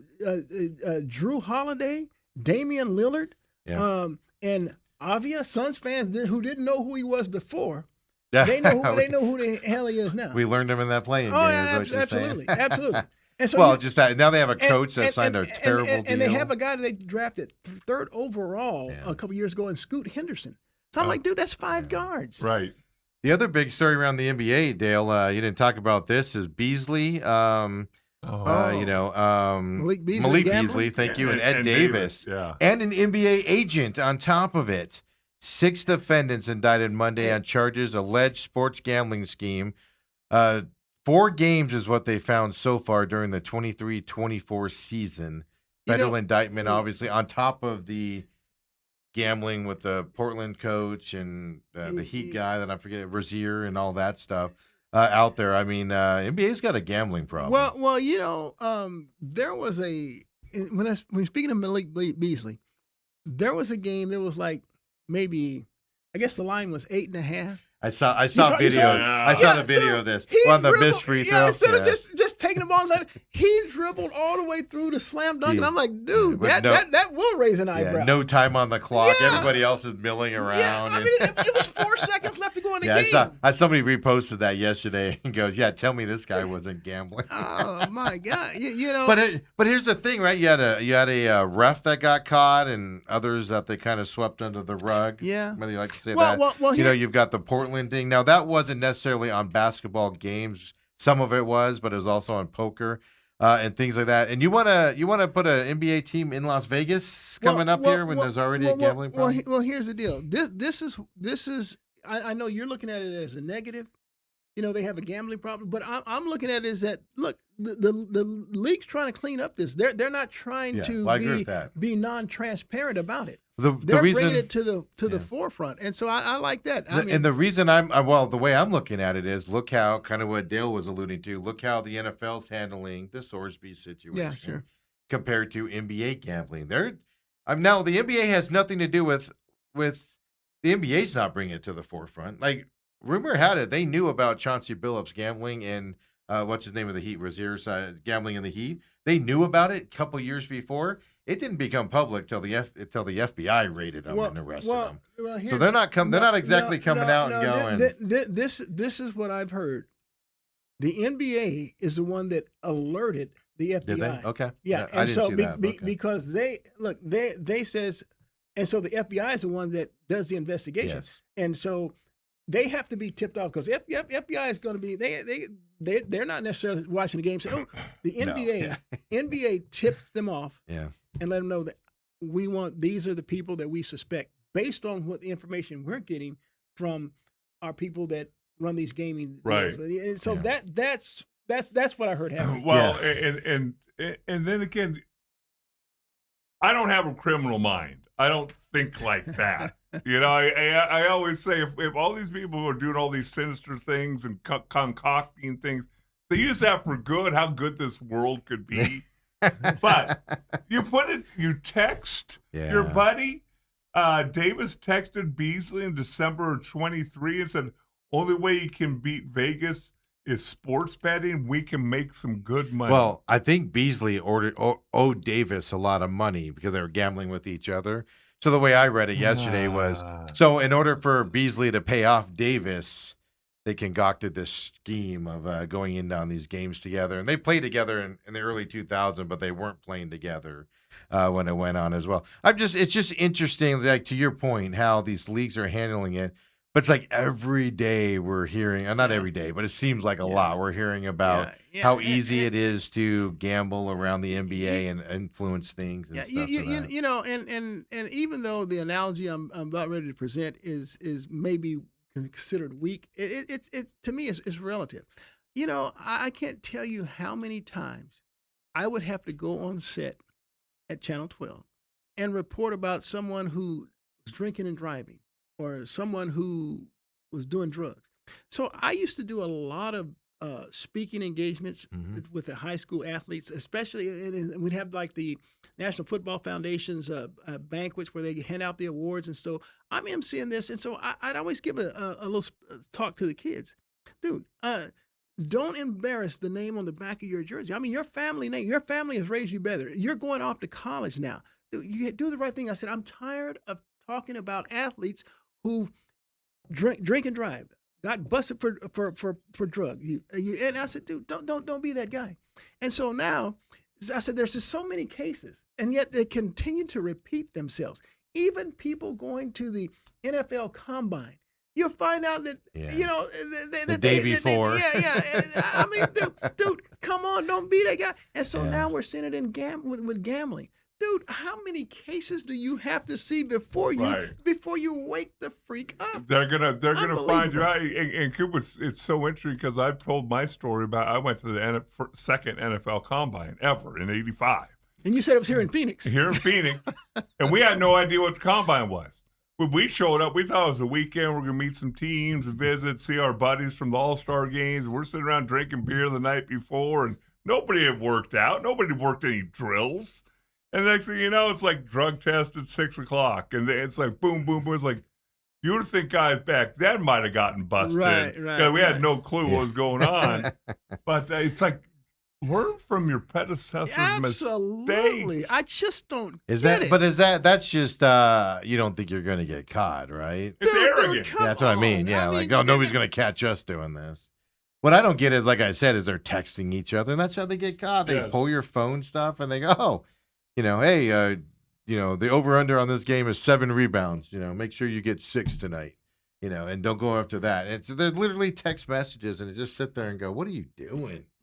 When you think about it, but I don't know. I just found it curious that the NBA is the league where we keep seeing this come out of. And like I said, they want to put a team in Vegas coming up here. And you don't. See, Well, you're- I don't have a problem with them place team in Vegas because every team, like you take the Phoenix Suns mortgage center, they was it FanDuel that's just connected right. I mean, look, you go to the Cardinals game right at State Farm Stadium. They built, there. They built. I mean, so it's everywhere. Right. I mean, Well, no, but that's where I get the hypocrisy on the Sorsby thing.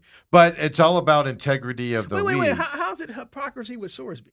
Well, because if you watched an NFL football game, I swear to God, it's 7,000 ads of gambling. Oh, yeah. It's erectile dysfunction and gambling ads. Well, The two things us men love the most. well, And and it's just like, well, what are you pumping 7,000? But it's all about integrity of the game and stuff like that. And the NFL already has or NBA has an integrity problem. Well, Steve, those commercials are meant for Joe Q public.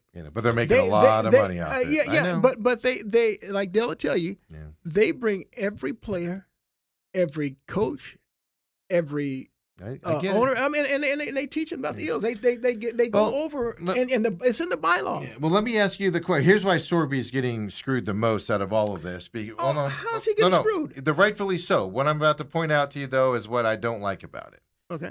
Rashi Rice drives down the freeway, almost kills a lady in a minivan, crashes his car, gets out, walks down the freeway, gets suspended, 6 games last year? Yeah. Breaks his probation, has to do 30 days in jail, won't get suspended again. What's worse? Sorsby gambling?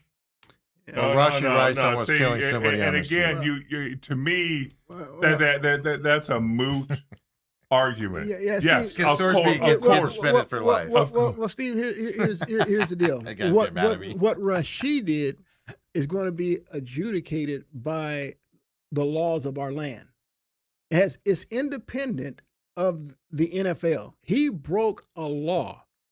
Now, So what Sorsby, Sorsby did was not breaking a law; it's breaking a bylaw. Yeah. And so, for these teams to He's operate, making bylaws too, though. No, but you can't. But for these teams to operate, integrity is of the utmost important.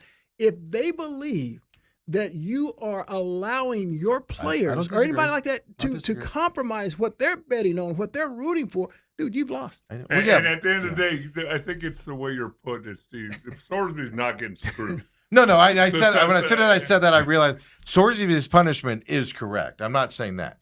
It just also bothers me that I have to watch 1,000 gambling ads and they're making millions of dollars off it. Yeah. And then on top of it, we're watching Rashi Rice, and I don't know what's going to happen here with Arnold, but let's say he gets out of it with the deal. Yeah, and then he gets his punishment, and then he's out there playing football again, and has a 5-game suspension. It's just I just sit back and go, all right. Okay, whatever. well, Steve, while you were out dealing with your stuff, the fact that laying down that latest gamble. Speaking of gambling, your latest lawyer stuff. The fact is, when we, as American citizens, start looking to our pro sports leagues. I agree with that. To be the moral police. Well, no, Rashi Rice. I think Rashi Rice should have this. And then Terry and Arnold. Yeah. Well, nobody got killed. Yeah. So is it really as bad as what Rashi? Yeah, but you're also talking to the guy that everybody's up in arms that, holy cow, the Suns just signed him. Help me out. They just signed him. Miles, thank you. I don't know why I'm forgetting his name today. But they just signed him. The uproar wasn't about what he does on the court. The uproar was his domestic violence. Rightfully so. It was a terrible, terrible thing. But I'm able to separate the two. But see, again. Like you did. The domestic violence thing was he broke the law. Yeah. That was adjudicated by through the jurisprudence system. Okay. Yeah. Now, the NBA can come back and say you violated our bylaws. That and so here's the deal. You're I'm gonna not get this upset with what they additional did to with that. Sorsby. I phrased it wrong when I said it to you, but I mean, I'm not upset they kicked Sorsby out. I think it's the right thing to do but then at the same time, the first game this year, a referee is going to make a blowingly call. It's going to cost somebody a game and people a lot of money, and the NFL is not going to address it. Hey, but look. That's where I get into problems. Come on, with. that's human error. I mean, I don't think the referees. So are, the human error when who was it? The Saints got screwed in that NFC Championship game on that blatant call. That was human error. That was somebody. Oh my God! It was, but it changed. It changed the rules of the game because now with instant replay only allowed like possessions to be overturned. They didn't allow for you to go in and say, "Hey, that was the wrong call." My only point on the Sorsby thing is we found the one thing that unites everybody that you can't do, and that's gamble on sports when you're a player. Well, even the leagues agree with that. The fan base agrees with it, and thinks that I'm just having a fun time. Just being like, oh, yeah, every Chiefs fan is going to be, Rashee Rice caught a touchdown pass this weekend. Woohoo! Yeah, but it's like who are you rooting for there, guys? At the end of the day, the gambling, yes, they are making a lot of money on it. Vegas makes a lot of money on it.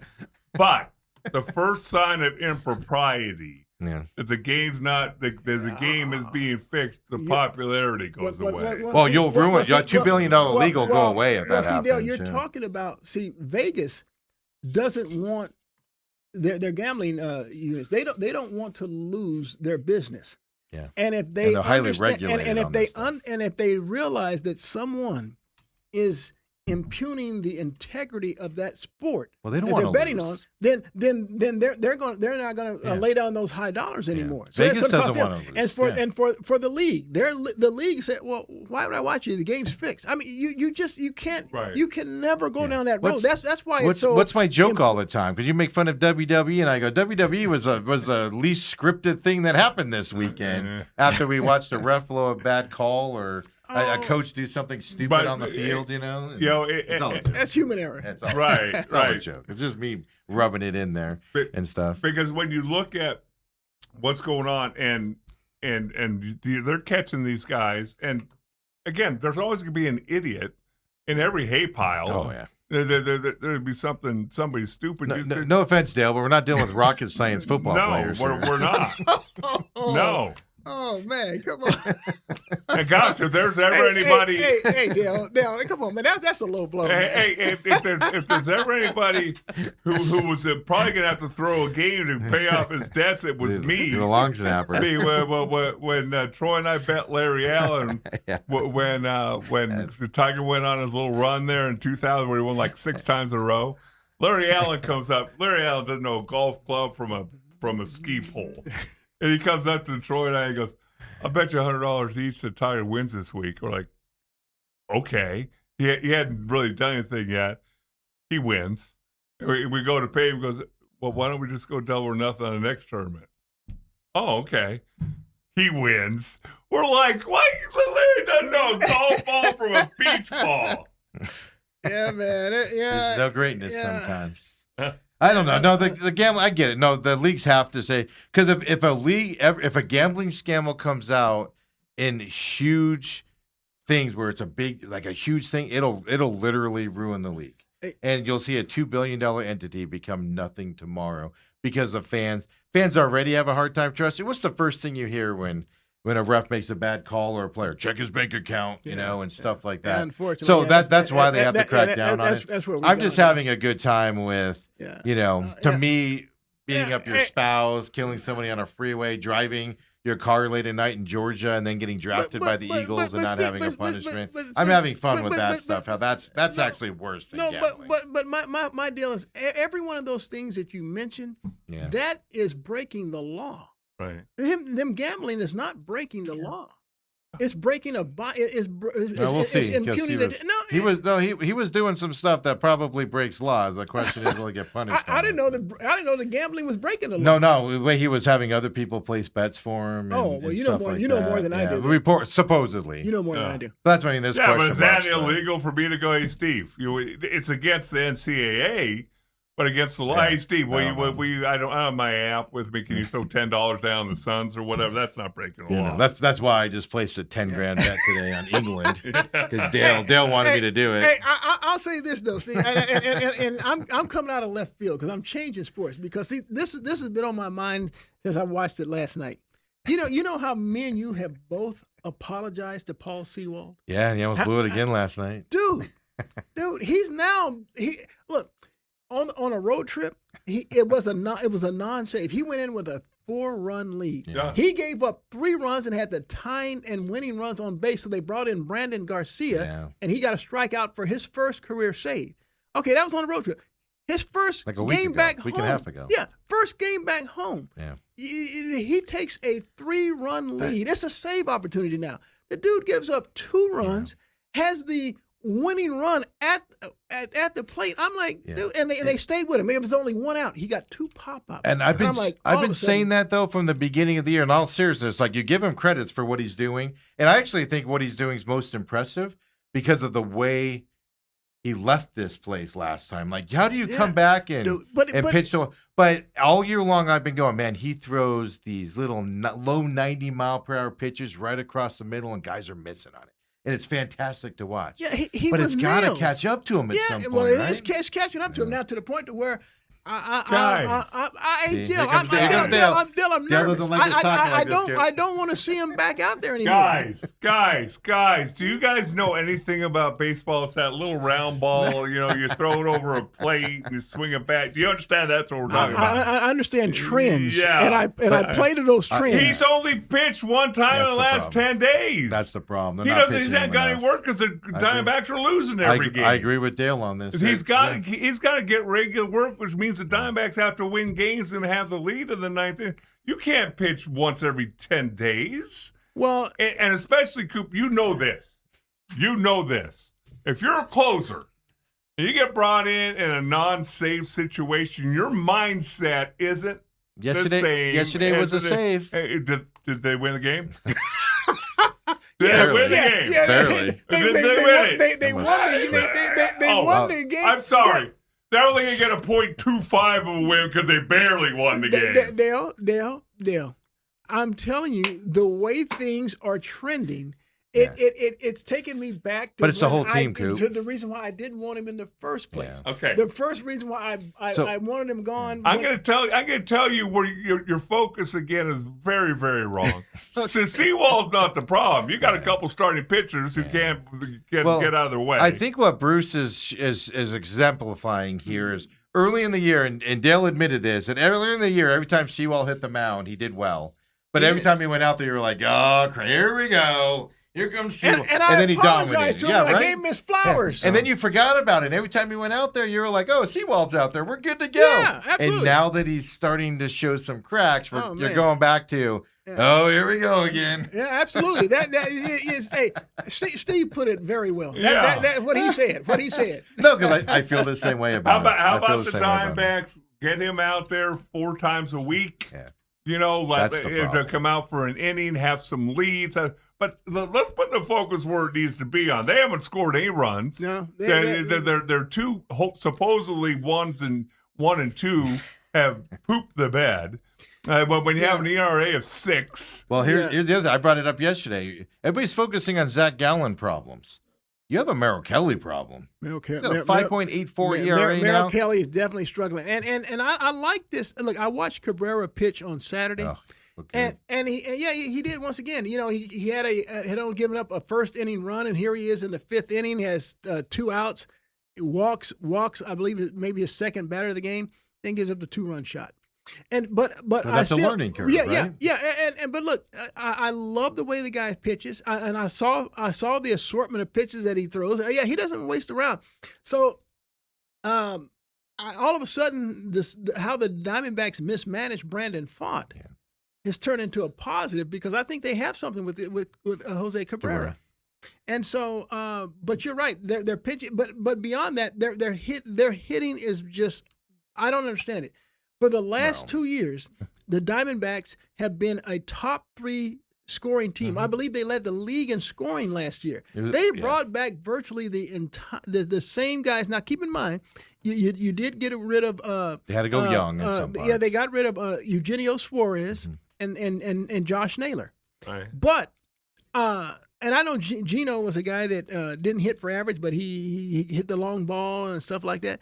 But I mean, dang man, it shouldn't be this dramatic. Coop, well, how much more time do you give your boy Pavin Smith, who I've seen you get up on a soapbox and yell and scream about wanting to keep him on this team? If they traded him tomorrow, I wouldn't shed a tear. Do you think they can't can trade get him. anything Nobody wants him. from a bag of used batting practice balls? I don't think you get used baseballs. They'll be like, here's some old underwear we'll give you, so we don't have to give it. We don't have to throw it away.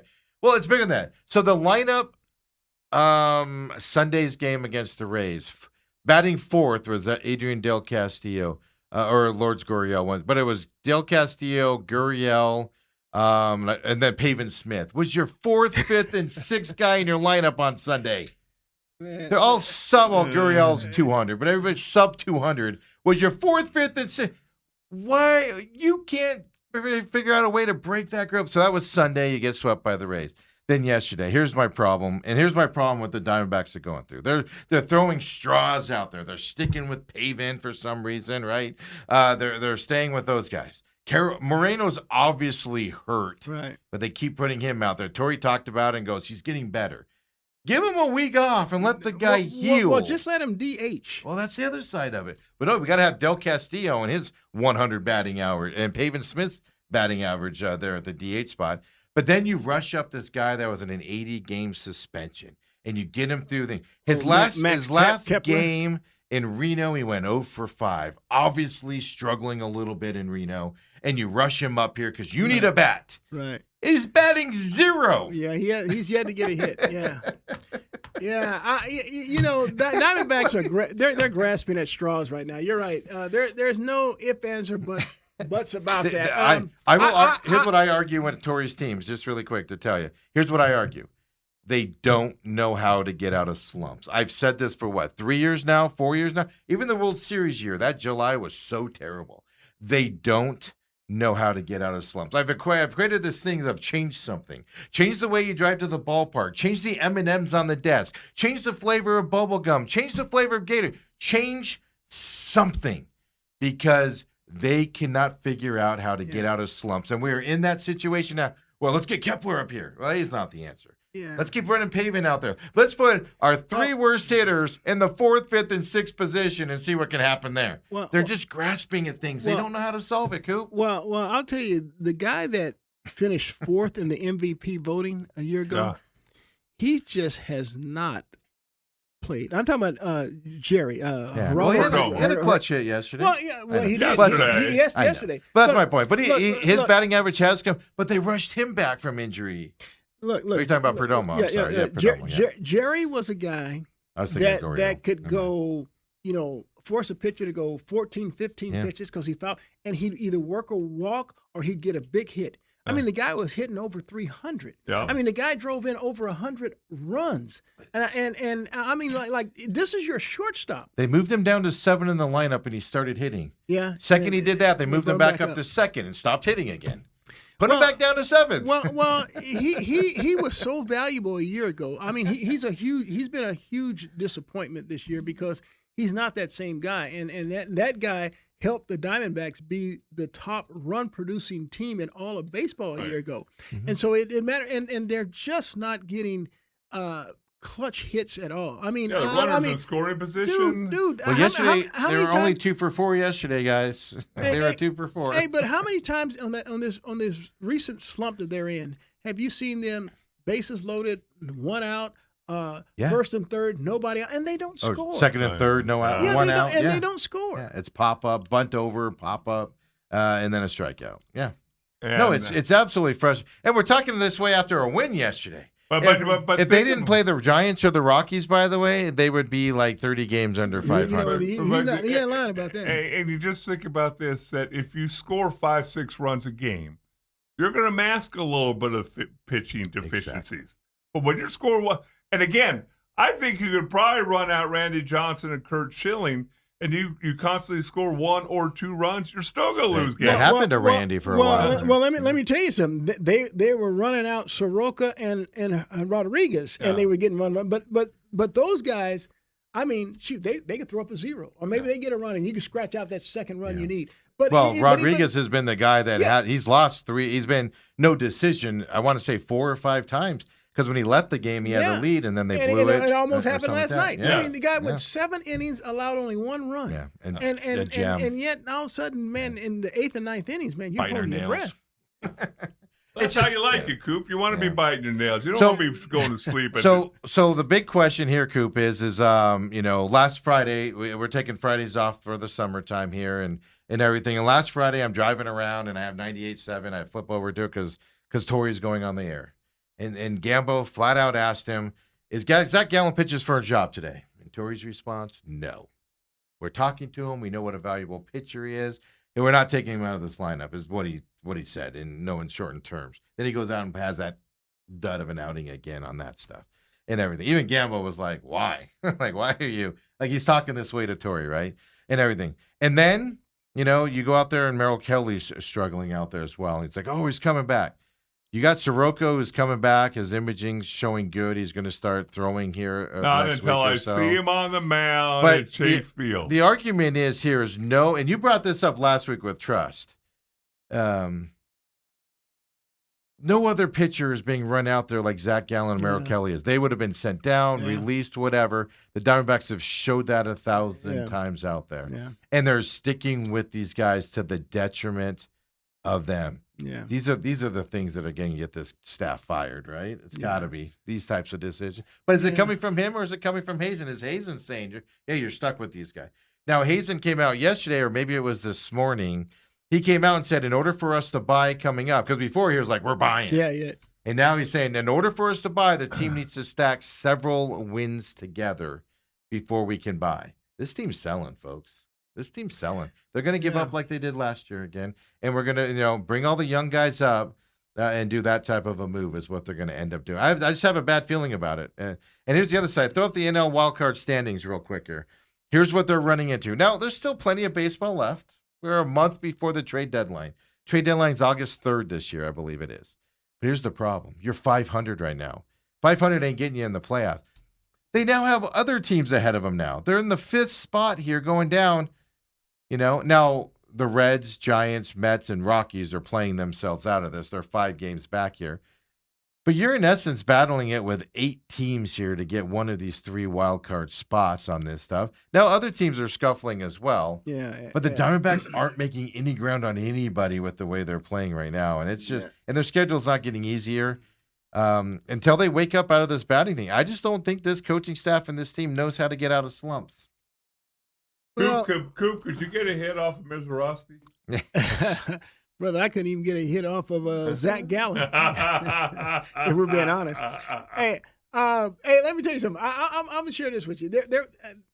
Arizona State, they had a media day one year, and the pitcher was Ryan Mills. Ryan Mills would wind up being like the first overall pick in the draft to the Minnesota Twins.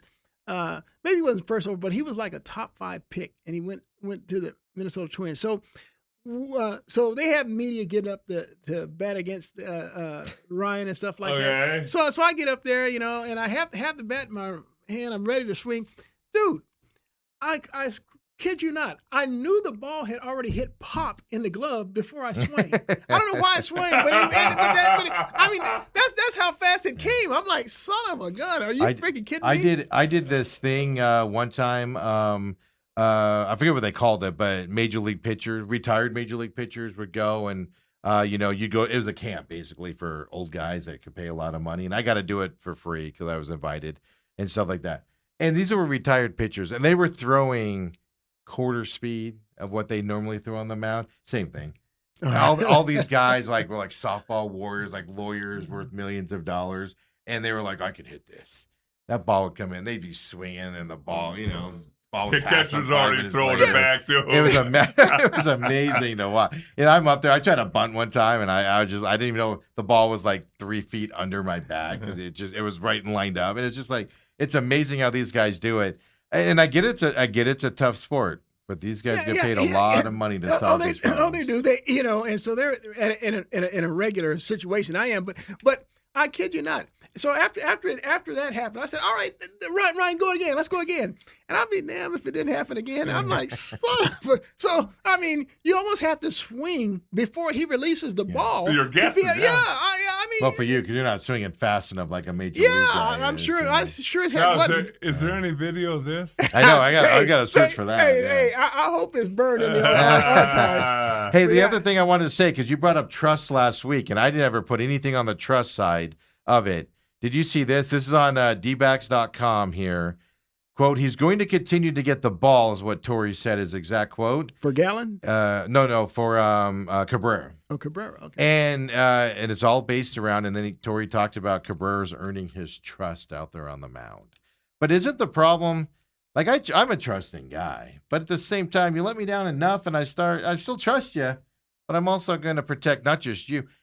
Torrey always talks about protecting the player. How are you protecting Gallen and Merrill Kelly by throwing them out there and continuing to let them be a couple of the worst pitchers in baseball? Yeah. Where's this protection talk of? I take care of my players and I protect them from this and that.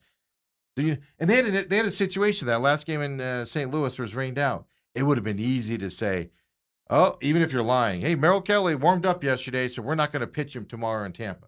We're going to put Brandon Pfaadt in that spot because he was there ready to go, but that all screwed it up. You could have easily have stretched it out, right, and not made him look stupid and foolish. But they insist to throw Gallen. Gallen's going to – but this is year 2 of Gallen. This is where frustrating. Yeah. It's not like this is the first – like last year where you're like, okay, Gallen's going to snap out of it. He ain't snapping out of it. This is year 2 of it. And Torrey's just like, keep throwing him out there. And here's the deal. When the Diamondbacks re-signed Gallen, I said, well, good. We're going to get the absolute best from him because he didn't get what he thought he was going to get in the open market. So he's going to come back and he's going to be the bomb.com. Well, man, I'm eating my words on that one just like I was eating my words on Paul Sewell. He's like 31 years old or something. Yeah. He should not be, but no strikeouts, in his last outing either. It's just like that was what he did. He struck people out. No strikeouts. We do have to give props to Erod, though. 2.02 ERA after last night. Erod and Soroka, I mean, the two pitchers I had the least confidence in are their absolute best. They're aces. They're co-aces.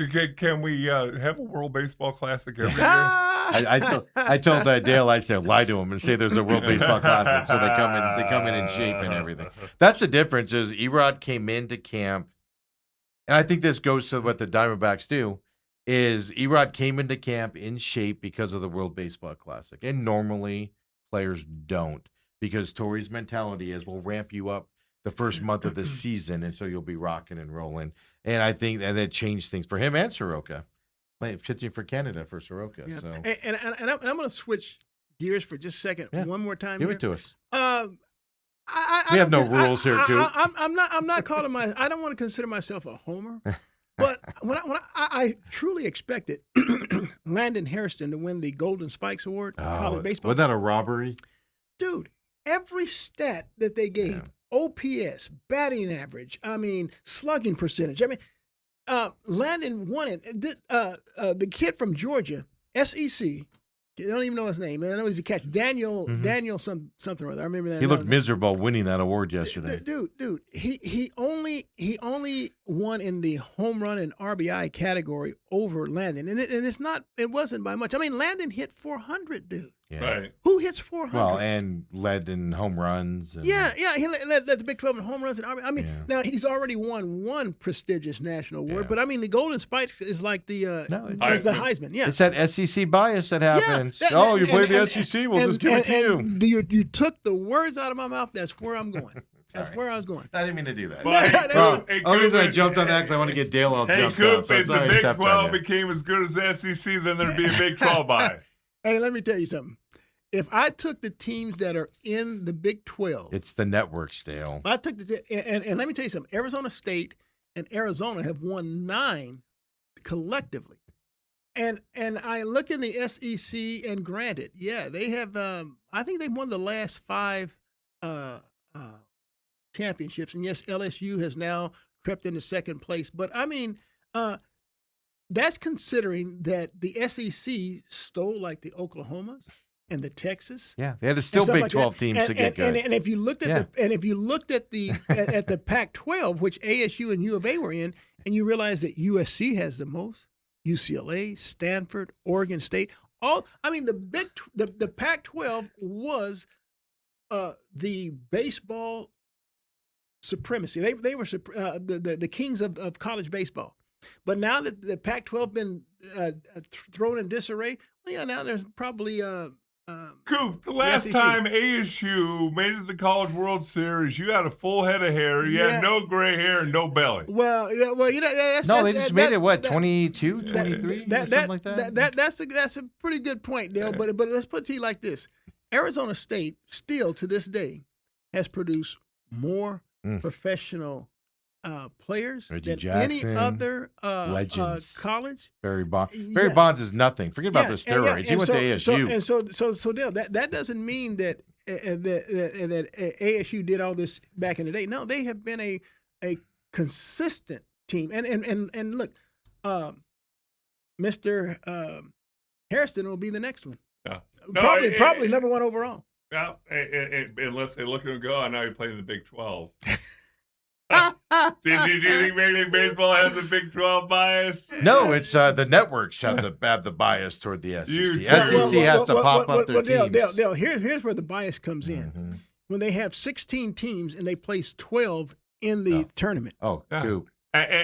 Oklahoma just won the College World Series, and they were 14 and 16 in the conference and finished 11th. How hard is the SEC when your 11th place team can win the College World Series and beat everybody bigger? That means they're the hardest. It means they're overrated. That means. Hey, let me ask you something. It means they're overrated. Hey, let me ask you. Where did Oklahoma play just 3 years ago? Yeah, Big 12. Okay, yeah, I know. They had to steal the best. Yeah, but all of a sudden they start recruiting better players. By the way, the second ranked team was Texas, and where they come from. Exactly. So, hey, I missed this just really quick. I didn't see the Suns apparently picked up Bouillet's exercise option. I didn't see that last night. They did do that. That could stay back page. All right. That's like, what are you doing? Well, they're just trying to fill roster spots now and stay underneath those aprons as well. Well, they want someone that they comfortable. In case Gillespie or Green should get hurt, you need Bouillet to fill that point guard position. Again, they're throwing familiarity out there. Also, just so you know, the Lakers are losing LeBron, but they didn't do anything with Bronny James, and his $2.8 million contract is guaranteed for this year now because they didn't do anything for him.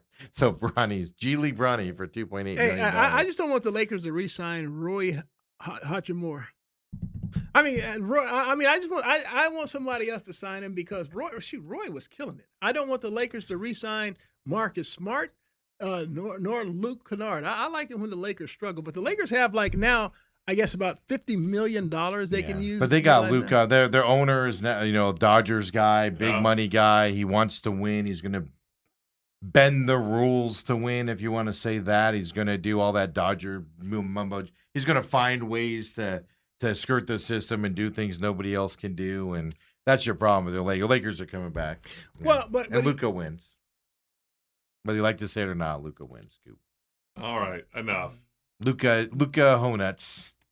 We have to get rid of our franchises, Dale. Coop, thanks for coming in today. All right. Thanks for covering me for a little bit. Enjoyed it. Hey, can you give me the tip on that World Cup? Yeah, I told you. Yeah. No, I've done. Man, after yesterday, I'm afraid to even look at things on the World Cup and everything. Well, your bookie that you left to go talk to. Yeah. Can you hook me up with? Oh yeah. I told you, $10,000 today on England. You'll probably lose it today, knowing them as well. I closed down my thing. Who do you like to win it all? Because in the World Cup. Yeah. Because I'll tell you guys right there. I'm not a big World Cup guy. I don't really follow it now that I don't have to. But I do know that I'm rooting for the North American teams, USA, Canada, and Mexico. Neither one of those three have a chance. And if they get knocked out, then I go to the people I know, like the Lionel Messi's, and my number one guy is Ronaldo with Portugal. Yeah, Portugal's problem is it's Ronaldo and a bunch of not so talented guys. Hey, let me tell you something. I don't know a darn thing. I don't know a darn thing about those countries and how good they are. I just know this. that Ronaldo stars. came to State Farm Stadium one day, and when I saw the number of ladies who went crazy, even in wedding dresses, Ronaldo had my respect. I'm like, this is man. And you know what's sad, because I've always talked about Ronaldo and Messi. Messi gets the nod as the best in the world. He probably is. He is. But he's kind of a jerk to everybody. He likes to be standalone, be left alone. Whereas Cristiano Ronaldo, he's just a nice superstar type of a guy. You just tend to like him. He treats people with respect when he probably doesn't have to and stuff like that. So you got to run that. The problem with, like I said, the problem with his team is it's him and then a bunch of pretty good players. Whereas Messi has some great players around him that he plays with. But the team to look out for, everybody was on Spain before this. France has made the World Cup final the last 2 World Cups and lost it. And their young players are now mid-20s, like Mbappe and a couple other guys on that team. Watch out for France to go on this run and actually win it this year. Where is Messi? Where's this team? Argentina. Playing? I know. What country are they're playing in? Oh, right coming up here, I closed out my. Because see, I saw something on social media where he came out of a restaurant. Yeah. Messi and man, you would have thought it was a New York Knicks parade. Oh no, Messi gets. That's the problem. He's got private security and you can't get near him. Some people will get how people run under the field. Yeah. There's a ton of videos of people running on the field and Messi shoving him away and being rude to him. And whereas Ronaldo will actually grab him and take selfies with him and tell security to back off for a second. Oh, really? And then security will take him off. Wherever he was, I mean, I don't know where they played. He came out of a restaurant. Yeah, and it was like, dude, are you freaking kidding me? Yeah, it's he's the world's best, man. They take that. Coop, this sport. South Korea disappointed they didn't make the elimination round. So before they leave the United States, their manager quits because he's like, we were such a disappointment. I quit. I think South Korea. South Korea. Are they supposed to be a yeah, they were supposed to make the okay. And then they fly their plane back home, get home, and they purposely landed at 4 a.m. with the hopes that nobody will notice they landed. And everybody in the whole country is sitting there at the airport hurling insults at them because they were so disappointing in this tournament and stuff. Could you imagine? That doesn't happen here where coaches quit because their teams are bad and fans are yelling and meeting up at the airport all disappointed with them. Uruguay canceled their private jets, making the team fly back commercial. What? Yeah, because they disappointed and didn't make it to the next round. This is next level stuff. Let me tell you something. It's a different sport. Dale asked me if I ever had a penalty kick. I'm like, Dale. Dude, I played America's sport. Yeah. I mean, I didn't play in World Cup. I played soccer. Yeah. I played America's sport. That was football. Soccer is my favorite sport, but I don't follow it like I don't get up at 3 a.m. It's your favorite sport. I love soccer. Oh, dude. Hockey and soccer. Steve, we can cancel this show. Steve, we're way over time. Catch France and Sweden today at 2 p.m. Coop, you will not be disappointed watching France. They will not. My eyes will not get 1 second of that today. Viewership. Oh, you'd rather watch the Diamondbacks tonight? Well, Brandon Pfaadt's on the mound. That might be a fun start here. Now, if Brandon Pfaadt can just stop those crooked innings where he falls apart for one inning, he'll do all right tonight as well. The other thing is watch Mexico-Ecuador. Did you see this? No. Ecuador's playing in Mexico City tonight against Mexico. Home game. The Mexican fans last night were outside the Ecuador hotel, honking their horn, playing drums all night long. And the police were there, and people are like, oh, the police are going to break. The police were joining in with them to make noise. Oh, man. So Ecuador probably got 0 sleep last night. Jeez. Oh, it's a different sport for these reasons, man. It's going to be great. So, Coop, appreciate you coming in, helping me out. Dale's in overtime. He's mad, even though he had the last week and a half off. I mean, overtime to talk soccer? He had the last week and a half off, and he gets another 4 days here after tomorrow, and the guy's complaining 15 minutes late, Coop. Hey, everybody else, we'll see you tomorrow morning, 8 o'clock. Come and join us.